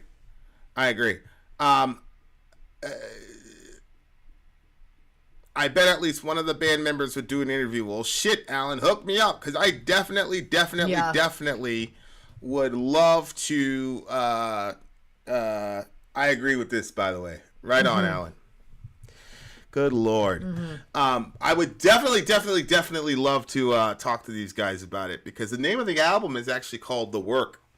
So I'd like to see like how close actually we were in the exegesis of what he was saying, but you know, it didn't sound bitter. Right. And I think that was one of the things that I like really liked about it was, and even when he got to the end, I don't work for you anymore. Like it was a definitive statement like that, whatever it was, that's done. But I think that if you can... That's my conversation with my guitar every night. Don't work for you anymore, bitch. That is so funny. I did not read that. Do you ever notice how my body language is when I'm done playing? Like, yes, I did. But wow, you'll never believe the way that I interpreted that. So funny. How did you interpret it? No, I'll tell you later. Really? I mean, there's a thing blocking. Well, I mean, it's not. I guess not a big deal. Like when you're playing, especially for like extended periods, and I know I'm getting closer to sleep because it's getting later and later and earlier into the morning, and I want you to like be done so we can hang out. Like it looked like to me. So like sometimes I will, if I can see somebody else is frustrated by a certain thing, I will act a little frustrated too, just to make them feel like, okay, we're okay. We're on the same. I understand. Even though I'm not really frustrated. So like for some reason, like I took that a little bit to be like that you were expressing that like, okay, you are very much done with this now, and now we're going to hang out. I don't know. It was very weird. No. That was such a weird way of looking at it. I just that was didn't even want to say it out loud. That was just me telling my guitar, I don't work for you anymore. I don't work for you anymore. That's so funny because you really do get like that. Yeah. When you're done, you're done. Yeah, when I am done with that fucking guitar, I'm done with it. But you do it for a while. Yeah. Well, yeah. I mean, not as much. And you're dealing with like other extra things that are frustrating. You know what I mean? Like trying to figure out the tech issues and the this and that. Yeah, I'm trying to figure out recording at the, Yeah. And studio stuff and yada yada yada. It's a little bit grating. It's a little bit of a grating type of feeling. I'm not gonna lie. Mm-hmm. It does suck, but this song is, there's just a lot of options where you can go with the song. Not to say that Vin and I live together, we work together, we do everything together. So like we'll be hanging out all day long. He'll take out his guitar for like a couple of hours, but it doesn't matter. I want like every second. So don't misread that situation. He finally takes a bit of time for himself. It's not like I'm some suffering wife. Where's my, you know what I mean? Yeah. I just want all the time. Yeah, you just... I can get greedy. Yeah. Anyway, so yeah, I really enjoy this one. This one's probably this is another 9.8. Song of the night though for me was the one of the first couple ones. No, it was the girl one. It was the Protection one. I think it was, that was the one where she just did her vocal, really. Yeah. That one, I loved that one. Yeah, took an interesting turn. The 50 Shades of Grey song. Lyrically. Okay. Well, no, I didn't see it like that. Destroyed our chat. I didn't see. Well, I mean, people made their own decisions. Don't blame that song. Chat went straight down it. No, you're right about that. You're right about that. So, what about you? What did you give this one? Gabe, are you still here? Yeah, I know. Where's Gabe? He's in the chat. He's like, I have nothing to say.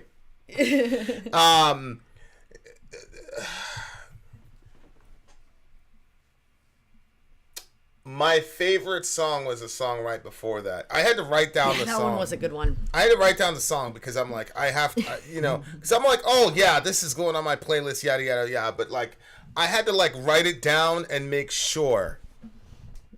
I tried to stop them, Vin. I know. I failed you. Lito came in and he's like, you guys just ruined my moment. Yeah. And then he said, perish. That was great. He said, perish. Perish? I'm going to use that now. I'm literally going to use that. That shit might end up on a shirt, honestly. I just might put perish in red with a yellow smiley face. Like, honestly. Oh, that'd be a good one. Like that was ridiculous. It was so good. Yep. I don't know if he meant it that way. It's like, you guys perish. Yes. I feel I like one satisfied word, even. I like one word things like that are just like, yes. Man said perish. I'll tell you what. If I do it, listen. If we actually come up with a perish shirt, you will get one for free. I'm dead at like we do like a soft thing with perish with the smiley face. Like that would be mint. Regular eyes or X eyes? Smiling. Oh, that's another one. Yeah, we should do X'd out eyes smiling. Perish. And just say perish on it.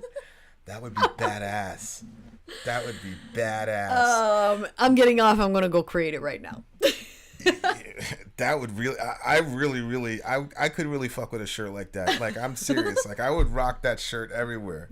Are you kidding me? Keep your eye out. You may find one on Patreon. Are you kidding me? I would fucking walk around with that shirt like would. that. It says perish. We should do like, if you do a DJ street, well, we'll talk about it later. We'll talk about it because you're gonna be like, yeah. But anyway, my point is, my favorite song of the night had to be the Void one, and I had to write it down. I feel like I know where you were going with that comment. I think it would be a good idea. I had to put it on my phone. I had to make. I'm like, I have got to get this shit in my playlist. It's such another like really really spiritual song that I like have to listen to when I'm like by myself. After you've abandoned me to the land of the 3 a.m. when I finally fall asleep. The plebes. See, and then I feel guilty for falling asleep. Yeah, and then you can deal with that because there was a song about guilt. Right. Then I'll put that song on. There were actually some pretty deep discussions today. Yeah. Yeah. Gabe, I don't know where he's at. He probably got.